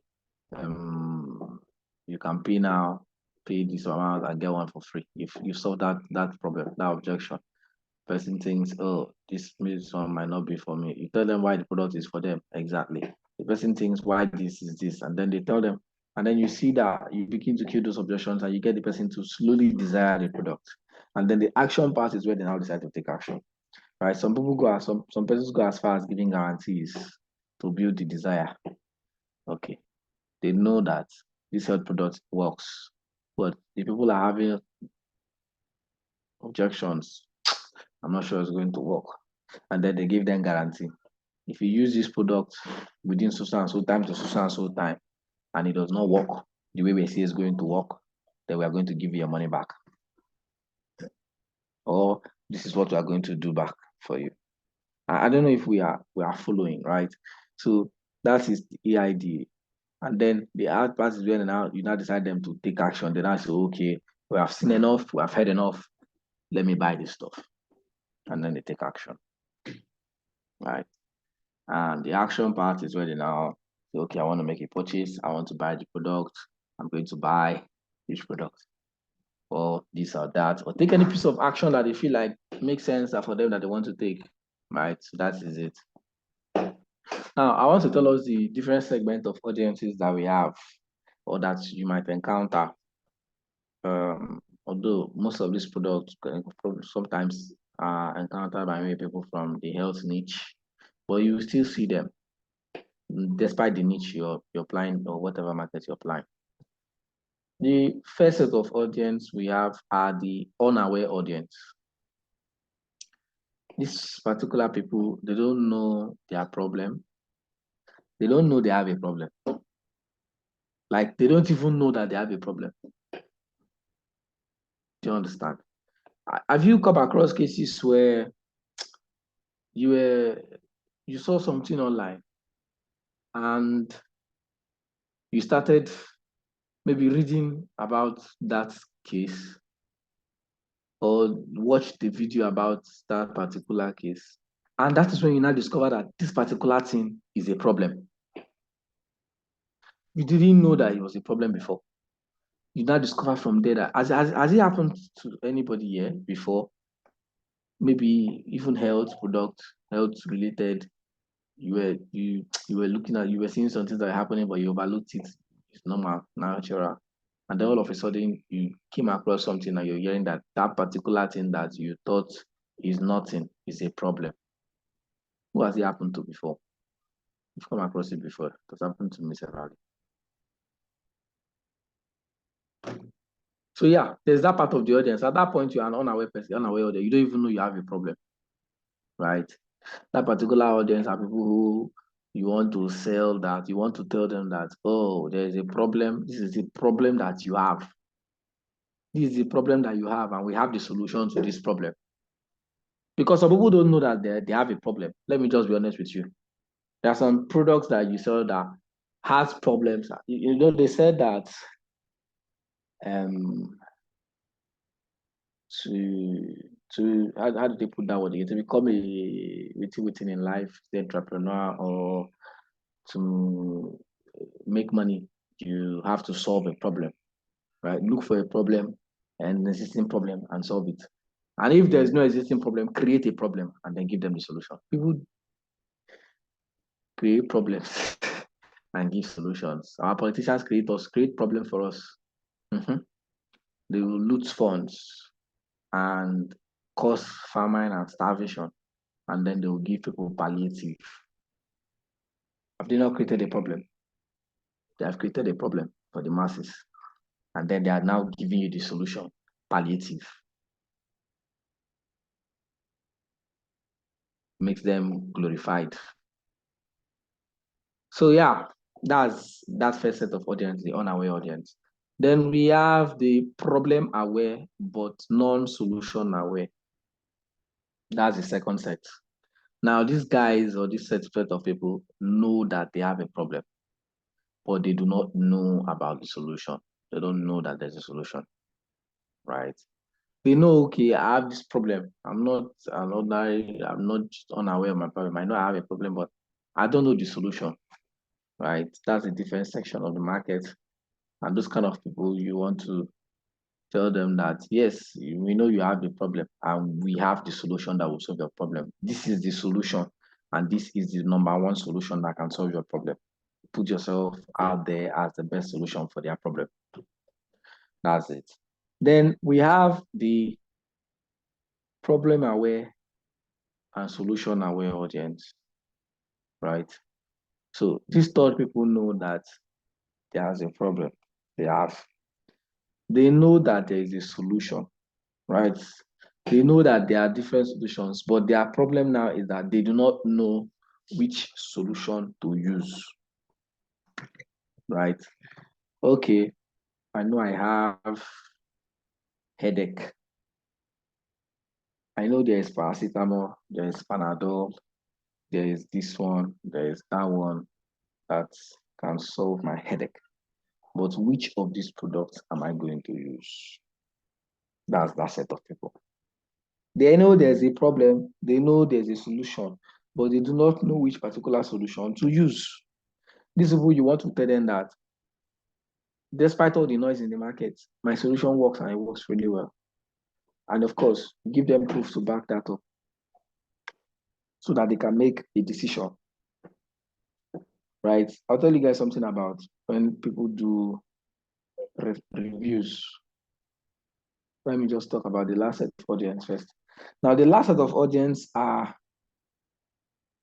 the problem aware and multiple solution, not just solution aware and how do I put it? And have used multiple solutions.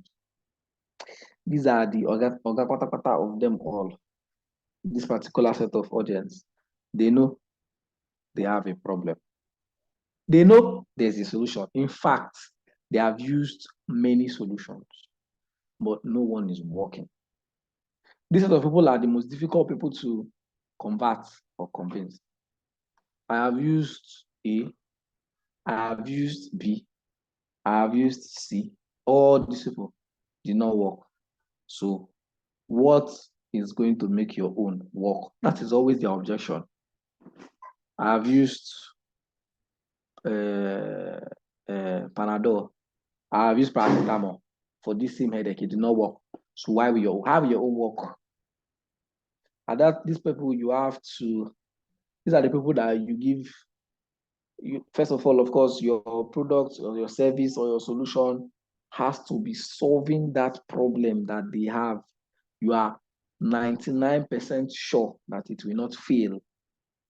And then, in order to keep their objection, to make sure that they at least try the product, these are the people you now give certain offers and guarantee. Okay, you have used this product many times, it did not work for you. This is not like the regular ones that you have used. And to prove that to you that it's not like the regular ones, this is what we are going to do for you. I will giving you so and so amount of discount, or I'm going to be giving you this particular part for free. And then after this one, if it does not work for you, then you're not going to pay for the remaining one. Brands do it. Products do it. That's why you see them give you freemium and premium. Just that people are Africans don't like paying for stuffs. So me included. So we try to outsmart the system or run away from the system. After you use the free package, finish. Otilo. You use the free 14 days trial, free 1 month trial, and that's the end. You go back to your normal pattern, right? But these are the people that you want to say, okay, you are going to use this set for free because you've not tried it before, or because there are many solutions, there are many of these people that you have tried and they did not work. Use this one for free. Then if you don't like it, don't pay for the rest. Or you give them a guarantee. You will pay. We are giving you a guarantee of so and so amount of this. If it does not solve the problem we are telling you that it's going to solve, we'll give you your money back. That particular set of audience is who that works for the most. But these guarantees are quite tricky, especially for Africans. I keep saying Africa has a very large problem. Because in this Africa, you tell somebody warranty or guarantee, they will go and use your product and use it very well. And then they'll just be timing you and be waiting for the day that the thing is getting to the expiry. They will now send you a message. That thing has not been working out. I wanted to know when I'm going to get my money back, you know. And of course, you must have had a way that they have to prove that it was not working, but some people are good at maneuvering the system. So you want to be careful. But this is the same thing, right? It's the same principle that applies everywhere. And I've been able to differentiate this audience, right? We have the unaware audience, people who do not even know that there's a problem. We have the problem aware audience, people who know that, okay, I have a problem, right? But they don't know the solution. We have the problem and solution aware people who know, okay, I have a problem, I have a solution, but which solution am I going to use? Because there are multiple solutions in the market. And then we have the last set of people who are the problem aware, solution aware, and have used multiple solutions that they've now developed a thick skin for anything that can solve their problem, that product or service, because they have used more than 1, 2, or 3. Of course, like I said, this is more convenient in maybe the health niche. I've used so many drugs, they are not working. I'm not doing again. Or maybe the financial education niche. You know those ones that they will come and tell you, I'll teach you how to make money. I can teach you how to make money with your smartphone from the comfort of your home. We have all heard it. I have heard it before. I have heard it many times. I have heard it 2 times, 3 times. I have tried it. I have done 4, 5. Nothing came out. So what are you telling me now that will make me believe that your own that you're preaching to me is the best one that will work? Right. So these are the different segments.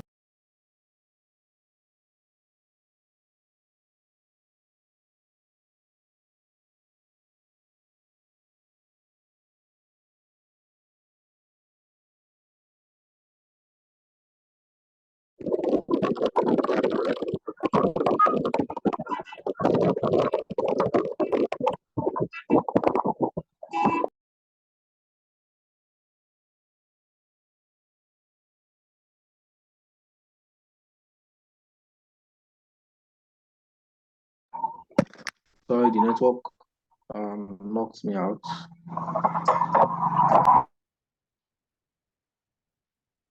Who is the host?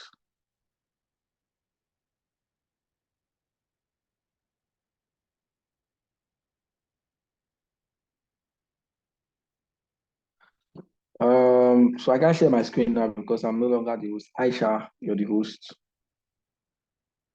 Victor Dili, you are now the host. Can you please make me a host or a co-host?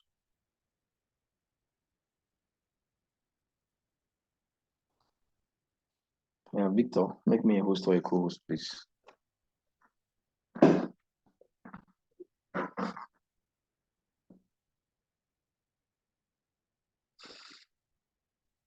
So yeah, these are the different set of audience. I said I was going to say something about something, but that escapes my head now.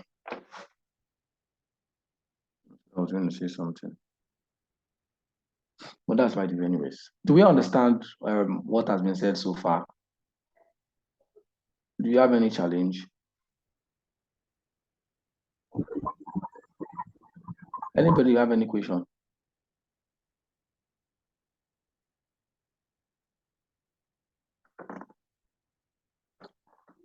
Victor, please make me a co-host, please.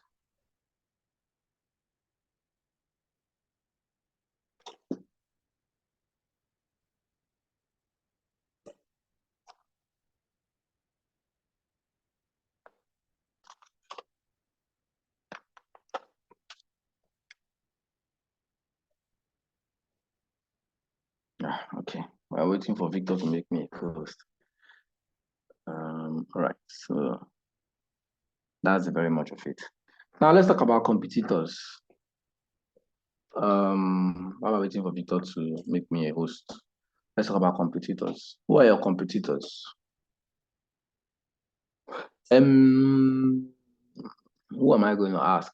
Somebody should tell me about themselves. Somebody should mute. Tell me about themselves, their business. Doesn't matter what kind of business you do this time around, whether you sell stuff or you offer service or you are a personal brand. Tell me about your business and then tell me about your competitors. Who wants to try?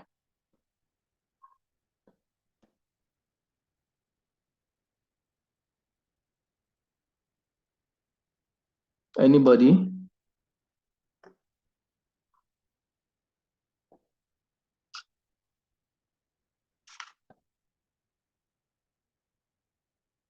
You guys should not go MIA on me.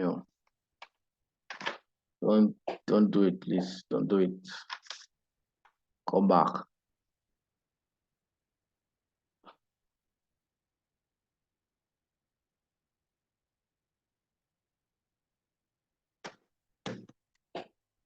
Nobody. Okay. Well, let's just talk about competitors, right? So there are 3 kind of competitors. Yeah, you want to say something? Yes, I can hear you. Please make me a host. I think you are the host now. Oh, no. I'm not the host. You are. I can see you from my screen. Okay, I'm not sure. I'm not sure. I'm the host, please. But let me check, please. You're the one bearing a that will be increased, right? Yes. You are the host. Okay. I got knocked out. Okay, let me check. So the host switched. Yeah. Thank you. Okay, I will do so. But notwithstanding, I was going to talk about competitor. Yeah, please go on. Okay, what I do, for me, before I said I'm into, I render services, cleaning services and fumigation of houses. I think in this feed, my major competitors are likely to be those same people that are into the same service with me. That is, they are also into cleaning of houses. Now, in this field, we have two different type of cleaning, and there are people that they specialize more on probably window cleaning, and some is carpet cleaning. For me myself, if I don't learn to, if I'm unable rather to come in between, or if I'm able to render these services, sure, for example, if all I do is just the kitchen cleaning, sure, somebody that does both of them is a big competitor to me. I don't know if that makes sense. Yeah. And then I also think that for the fumigation of houses too, in the kind of fumigation, I think those people that sells chemical, because somehow once they sell chemical, they know more of they have if not all the knowledge, but they have something that they know how to do to get rid of the insect or the reptile that I have done research and study about. So them know the chemical to use. So somehow I think these people too could also be a competitor to me. I don't know if I'm correct. Yes, you are correct. Very, very correct. Okay. Very correct. Thank you. Okay, thank you. Yeah. Any other person?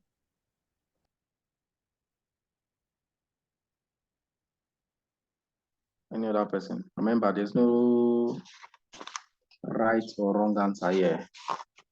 And this one is even about you. So just express yourself and say your thing.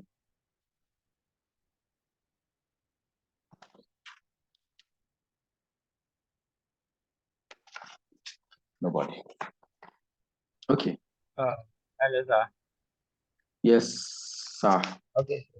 So I think, to my own knowledge, a competitor are people who are doing same business with you, and they are doing far better than. Or, for example, people that have been in the business before you, whereby they are doing something that is more different from what you are doing. For example, someone that is selling, should I use all this local or mama put right? Those people selling food. Their competitor will be all those KFC and all those people that are better than them.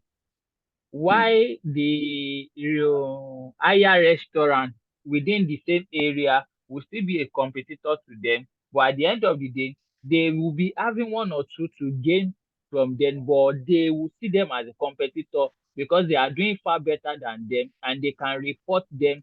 The higher, the bigger store can report a lower store to the authority.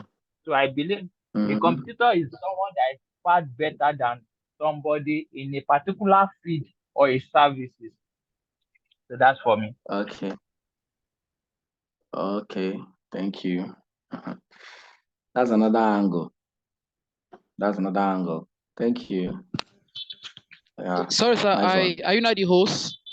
Yes, I am. Thank you so much. Okay, I've done that. Okay. Thank you. From the last person, Mr. Olu, is it Olumigabi Olu Damir? I can't remember some Olu, but there's Olu in your name. So, your answer is correct, right? You are correct, very much correct. The only thing is that your competitors are not necessarily those who are far better than you. right? Competitors are simple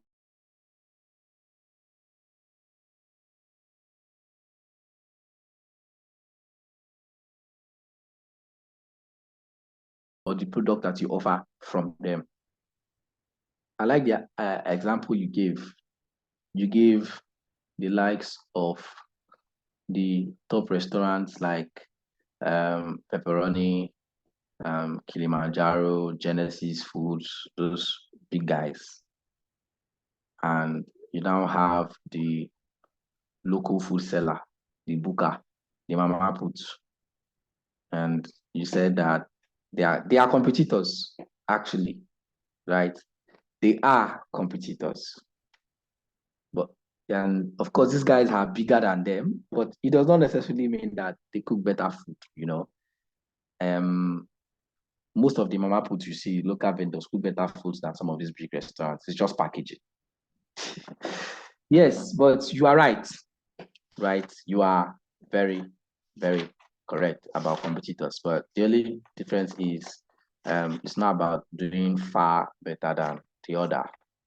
It's just about doing the same thing that somebody can use them instead of using you. For instance, if you now you don't have money to go and buy or you don't feel like eating the food from the Kilimanjaro and the rest, you go back to the mama put. So I'm just going to mention that now. So first things, we have the direct competitors. Now, those are the three kind of competitors we want to talk about. We have direct competitors. Now, direct competitors are those people that do exactly and offer exactly the same services as you, as your brand. Now, let's look at it this way. You just spoke about the big restaurants. Now, in those restaurants, right? Like for the big guys, the Kilimanjaro, Genesis, they are all direct competitors because they do the same thing. They offer the same thing amongst themselves. So those guys are direct competitors. Another people you can look at as direct competitors are the beverages. Let's look at Pepsi and Coca-Cola. These guys are big direct competitors between themselves because they are the same, they are the same kind of products, the same beverage, Coke, Pepsi, they are the same, right? Fanta, Mirinda, of course, Pepsi and Fanta, Mirinda, they are practically the same. So these guys are direct competitors because if you don't drink Coke, you might drink Pepsi. If you don't drink Pepsi, you will drink Coke. If you don't drink it, you can drink Mirinda. They are all competitors. They are doing the same kind of products. They are selling the same kind of thing. So they are direct competitors. Now we have the second set, which are niche competitors. Now these ones are not direct, but people who are in the same niche. For instance, the big boys are, like we mentioned, the Kilimanjaro, Genesis, what did you call them, right? And then we now have the niche because it's still in the same bracket of food. So maybe I don't want to go to any of those guys and I want to go and eat I want to still be in the same niche. Then I will go to the local restaurant, the mama put. Can we classify them as niche? Yes. Right? I think we can. So is the niche now. Okay, let's use bank, for instance. Let me use banks. Who is it? Let's use bank. If the big banks, the big guys like Access, Zenith, Union, UBA, those guys are all direct competitors because they are in the same space, right? They are doing exactly the same thing, the same way. So they are direct competitors. Right? They are the usual banks that we all go to. Then we now have the niche competitors. Who are the niche competitors? these other unconventional banks that are now available, who are gradually becoming direct competitors. The Money Point, OP, Pampi, Kuda, these guys are niche competitors because they're in the same niche, financials. Right? And then we now have the last set who are called substitute products. Substitute products are, if the person does not use this particular thing, okay, the person will use a substitute. I think there's still one other one, but let's talk about these three. The person will use this other thing. For instance, I don't want to keep my money in the bank. I don't want to do anything with the bank. Both the conventional, the unconventional, I don't want anyone. I want to keep my money my own way. The substitute product I can decide to use now will now be the woman on the street that collects money from people. This one is mostly done by people who traders. Somebody is coming to collect ususu abi akawu, however they put it, every day from them, and they are still saving their money there. That's a substitute product, right? For the food now, okay, I don't want to go to the restaurant. I don't want to go to Mama Put, but I'm hungry. I need something to eat. I can just decide to buy snack, gala along the road and eat. That's a substitute product. I've substituted it. That solved my problem. Right? Do we understand? That is what it is. But in the other sense, there's other ones that we call complementary products. They are more like the same niche too. We can also put them in as niche competitors as well. Because let's say, for instance, you sell clothes. Let's use that. You sell clothes. And yes, that is your area of specification. You sell just clothes. And then there's somebody that sells shoes. They don't sell clothes, but they are selling shoes. That's a competitor. It's in the same niche. It's also a complementary product. Because if someone buys clothes, they will need shoes to wear it as well. Right? But they are in the same niche, the same space, the same fashion space, but not selling exactly the same thing that you're selling. So they are not direct. Do we understand?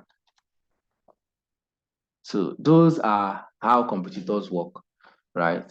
They have the direct competitors, they have the niche competitors, and then they have the substitute products whom your users can actually go and use as a substitute to solve their problems or their needs when they do not see it from you, right? Do we understand this explanation that has just been given? If I use Pepsi again, who can't? Can you guys hear me? Yes, I can hear you. Okay, I'm seeing a lot of I can't hear you, I can't hear you, I can't hear you. That's why I think, okay, those are some old messages are there. Okay, great. So these are how these competitors work, right? So you need to understand who your competitors are, right? You understand whom are these guys I'm competing against, who are they? And then you now know, okay, these are the people I'm competing against. So, and this is how I'm to go with them. Like when I use the example of the beverages I use now. If somebody does not drink, say, Pepsi and Coke, who are direct competitors, you can take which other thing can you take that is in the same niche but not exactly the same thing they sell? What do we use now? It's just that Coca-Cola bought tea, so they are now the ones who produce Hollandia. If not, we could have said that Hollandia, of course, is still a niche because yes, it is not the kind of direct drinks that they sell, but you can use it to substitute. Okay, you don't want to drink Pepsi, you don't want to drink Coke. Let me go and buy Hollandia. It's a yogurt and take. It's in the same niche, right? The same beverages. Okay, beverages. Okay, I don't want to take any of those drinks. I want to buy something like maybe Milo drink or Bonvita and take. Then they have the substitute. I don't want any of them, Joe. I don't need your drinks. I don't need any of it. Let me drink my Zobo. Exactly. Okay, there's Zobo. Yes, there's Zobo there as a niche. A niche is in the niche. Not a direct competitor, but it's in the same niche. I can use it for that. Then there's a substitute. I don't want any of them. Let me go and drink water. Water is okay for me. I don't need Zobo. I don't need this one. I want to drink water. That's a substitute. Not necessarily a substitute because no matter how you drink those things, right, they still will not quench your thirst the way water will, but you can still classify them like that just for easy understanding, right? So that is that. Now, we'll just quickly run through the social media, different, listen, that's where we're rounding up for today. It's nothing big, it's not a big deal.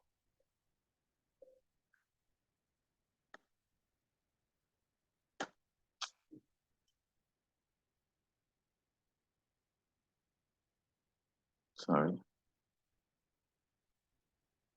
Okay, so skip this, not sharing my screen.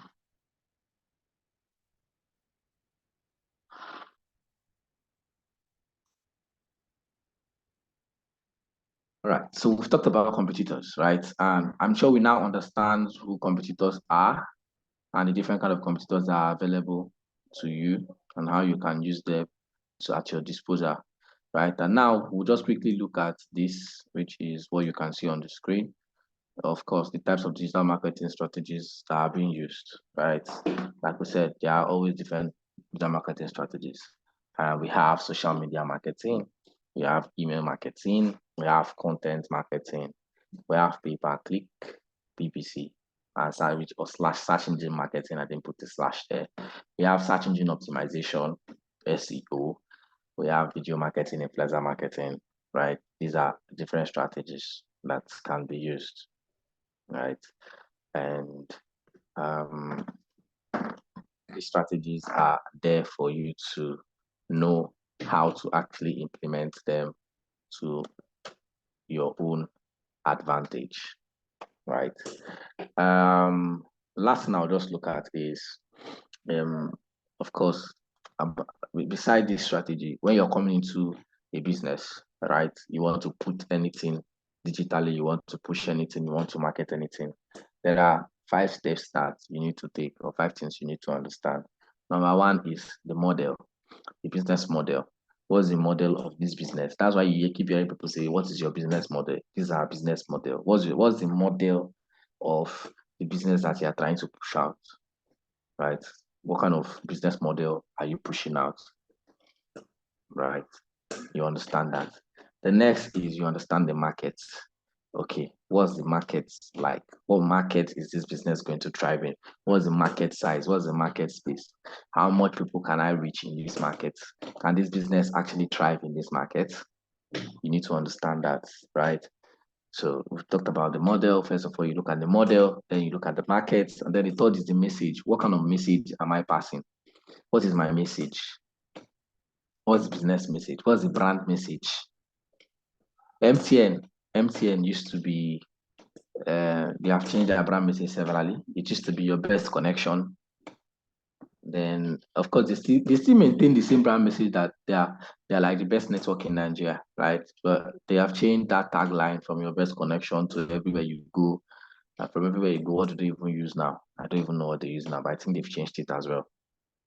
I know that they have changed it again, but I don't know what they use now. Same thing with Glow. Glow used to be with pride. Then they changed it to rule your world. Now it is what is it now? It's entering my head and leaving. Grandmasters of data. They are now the grandmasters of data. That's the message. That's the brand message they're passing now. That they are the best when it comes to anything data. Right? Data where you go buy, you don't go feel use finish because of bad network. But that's the brand message that they're pushing out, that they are masters of data. So you look at what brand message are you going to push out. Some people will push out that they are the best in their niche. Some people will say they are the best in a particular specification. They are this in this or that and that, right? So you understand the message. And then the next is the media. What media am I going to push out this business? What media am I going to push out this business, right? You determine it. And then the machine, of course, is the tools you use, the different tools that are available, which of course we are going to be looking at those tools. So the media is there, and then you have the tools, right? These tools are what to help you to be able to push out better and to be able to do better with your stuffs out there, right? So we've talked about the model. That's the 5 M's. I call it the 5 M's. We've talked about first one, the model, second, the market, third, the message, fourth, the media, and then lastly, the machines being the tools, right? I think this is where we'll draw a curtain for today. Is there any question so far? Let me look for the attendant. Is there any question?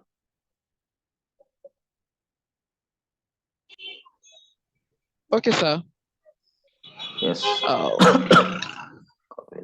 Please permit me that I want to ask something. Though initially, I guess my network logged me. Yeah, ask.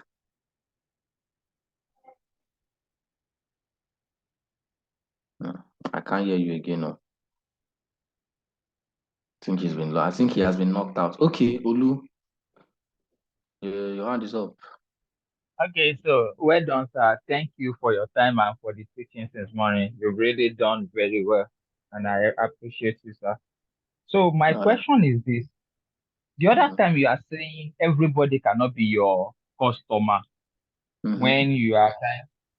Okay, so the other guy he said he's into fumigating. So my question, you said everybody can be your customer. Yeah. But for fumigating business, I think you need everybody. There are some businesses whereby you need everybody to patronize you. Though some might not be able to patronize because of the fund and everything. But for I want to ask you a local, question though when you finish. okay. When last did you fumigate? When last? I said that last week. You did it last week? Yes. Okay. I can't remember the last time I fumigated, so I'm not his customer. Okay. Because I was trying to understand what you're trying to say, but I think I understand, and You not understand like now, right? Yes, Yeah. not like it's not. So okay, let me break it down. I think I understand where you're coming from. Sorry, let me break it down. So, as he is, right, whatever he's going to be putting out at that moment is for people who would need his services. People who are building houses are going to be looking at, okay, once I finish this house, I will need somebody to clean it. They are his customers. So his target are them, right? In as much as, yes, it looks like it's everybody, but it's still them. Fumigation, okay, people who have maybe, well, I've not fumigated this place in a while. They are now thinking of, let's fumigate it. They are now his targets. Okay, the reptiles are disturbing us. Some of this environment, snake is always coming out. Let's fumigate this place because of too much snakes. They are now his target market, right? So it's not me that does not even need to. I don't want to fumigate anywhere. I don't have any place I want to clean at the moment. I'm not his target market. Do you understand now? Yes, Mr. I Olu, understand. you understand, right? Yes. Yeah. So that's how it works, right? So it is which people are going to need your services that are actually your target market at that instance. I think someone wanted to ask a question. I'm sure someone wanted to ask a question, but I think the network bounced him out. Please, I want to ask. Yeah, ask, please. What are the stages of marketing, the modeling stage? Like I didn't get the business model part, but that is not my question. My question is, as a digital marketer, is there like a time frame for all of these things to happen? So like this one, I guess, is the strategy we are going to use to get our customers. So like you have named them step by step. So are we going to put a timeline to all of these things and say, okay, since we have the strategy, we have like 2 months to go about this, the first stage is, so how do we go about as a new digital marketer to achieve our goal? Okay, so talking about a timeline, definitely, if you are setting up a digital marketing strategy, you are setting up an organization or something, you have to put a timeline to what you hope to achieve within this particular point in time. But these funnels go around all through the year. That's why people put in systems that continue to work all through the year. Because you got a customer this week, the same customer you got this week is not the same customer that is going to be available by next week. So there has to be a plan to take that person through the same stage or through the same funnel by the time he joins in next week. I don't know if you understand. So you're not going to say that, oh, because I have my plan, the see, think, do, and care, I should be able to, if once I get people in that 1 month. No, because by the time you get people in 1 month, by the next month, you have a new set of people that are going to be, even while you're taking people through, people who have finished the C stage and they're now going to the next stage, right?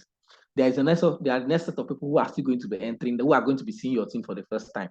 For instance, you have a product you push out and people have seen your product today. The people who saw your product today are not the same people that are going to see it next tomorrow. So how do you care for those people? That's why you have to put in a system in place that whenever they see your product, you can always take them through this funnel. It's not difficult. You will get to understand these things as time goes by, right? You just get to carry them by the hand through the funnel. Okay, these people have seen my product today. No problem. They keep going into the funnel. Then whoever sees it the next time, you're not taking the person to the next stage because you are always going to be putting out stuffs. You're always going to be putting out stuff, right? And that's why your platforms, especially maybe if you see or use social media, has to be packed with informative stuff. We are going to get to that when we'll talk about social media marketing and the kind of contents that you should be putting out. Because let's say someone sees your product for the first time. Let's use that partner. Someone sees your product for the first time and they want to like maybe patronize you. Okay, let me see what this person does. The first things first they will do is they will go to your page, your Instagram page, whatever page you saw it, and they will go and start scrolling through to see what will interest them to continue. If they don't see anything reasonable, they don't see any meaningful thing, maybe they don't see anything that is informative enough that proves to them that you are actually you are the right deal or the right person for this stuff, they will move on and look for the next, right? And if they see those things, now at that point they are now thinking if they should take an action. Now, by the time they've seen those things, some people, after seeing those things, will immediately take an action. Oh, I've gone through his page. It looks good. Let me send them a message. I went through your page. I saw this thing. I want to do this. Some will wait. They won't immediately take action. They will now follow your page, and they will be waiting for you to be putting out stuff. And that's why you continue putting out content, churning out stuff that they continue to see until they now make their final decision that I want to take an action. I don't know if this answers your question.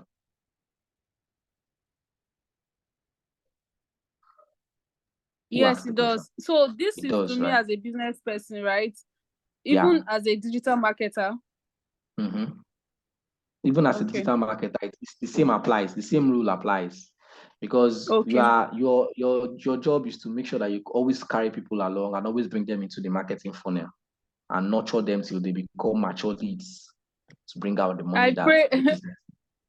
Okay, today's class, I was not able to attend from beginning to end effectively because of network issues and everything. But I guess as time goes on, we'll get to understand more.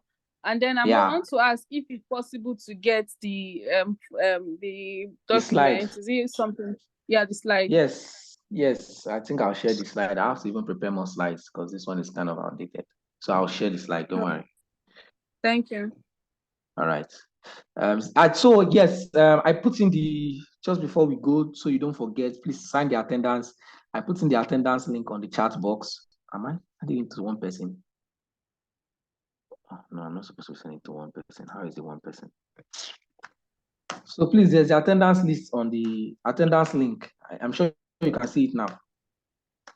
It's the same link. I'm just posting it many times. So please, guys, fill out the attendance because that is going to be the proof that you attended to this class. It's the Google form. And it's very simple to fill. And I think we'll be looking at that too by tomorrow. I think we should have a class tomorrow. I don't know.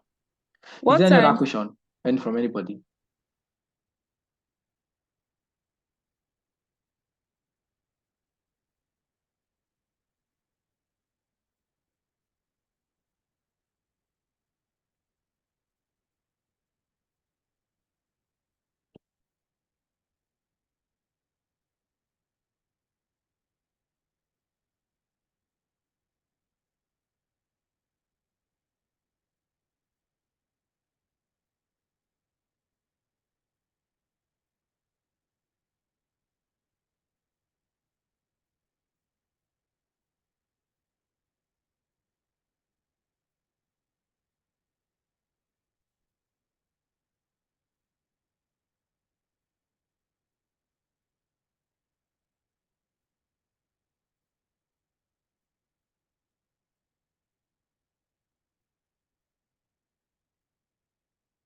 I got knocked out again. Please make sure you fill out the attendance. That's the important thing. If there's no other question, just fill out the attendance and you can all see the attendance link. Please just fill out the attendance, and once you're done filling it out, we can bow out of this racket and we'll meet ourselves again by tomorrow, same time, same station.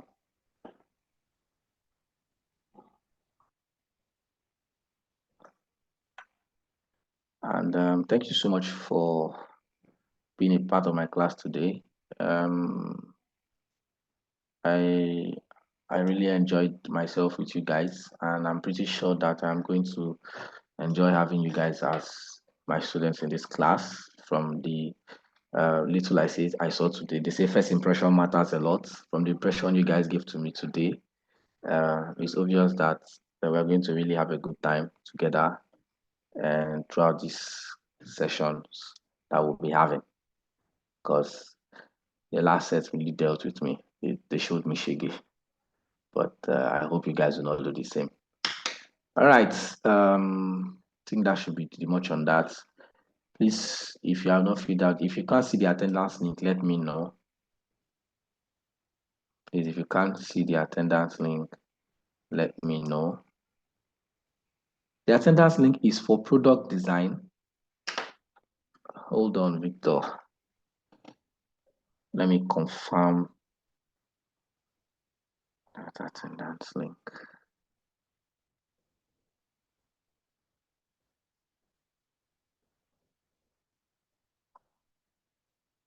Sorry, give me a second.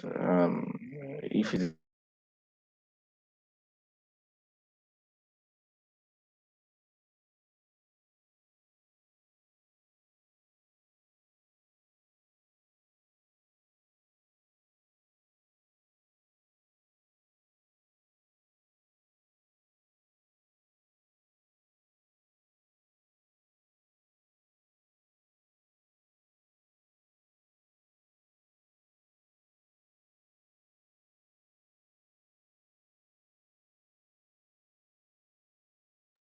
okay, guys, just fill out the link. I just confirmed.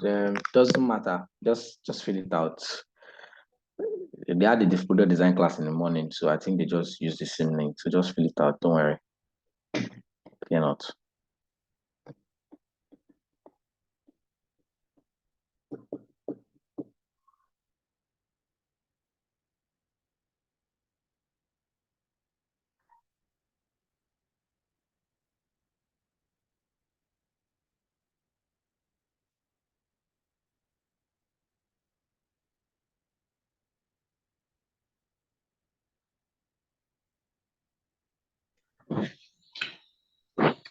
Sorry, I'm lost. So you're lost. My network kicked me out. Yeah, so sorry, I'm lost. I just came in now and I'm seeing attendance link.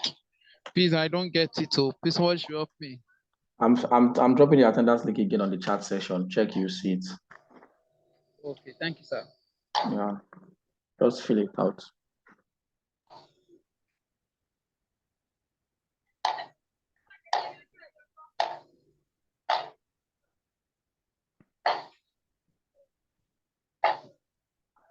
So once you're done filling, you can leave the meeting, right? Once you're done filling, you can leave. So we know who is left, and then we can know how we are ending it in this recording. Aisha. Okay, good. I'm the host now. Thank you.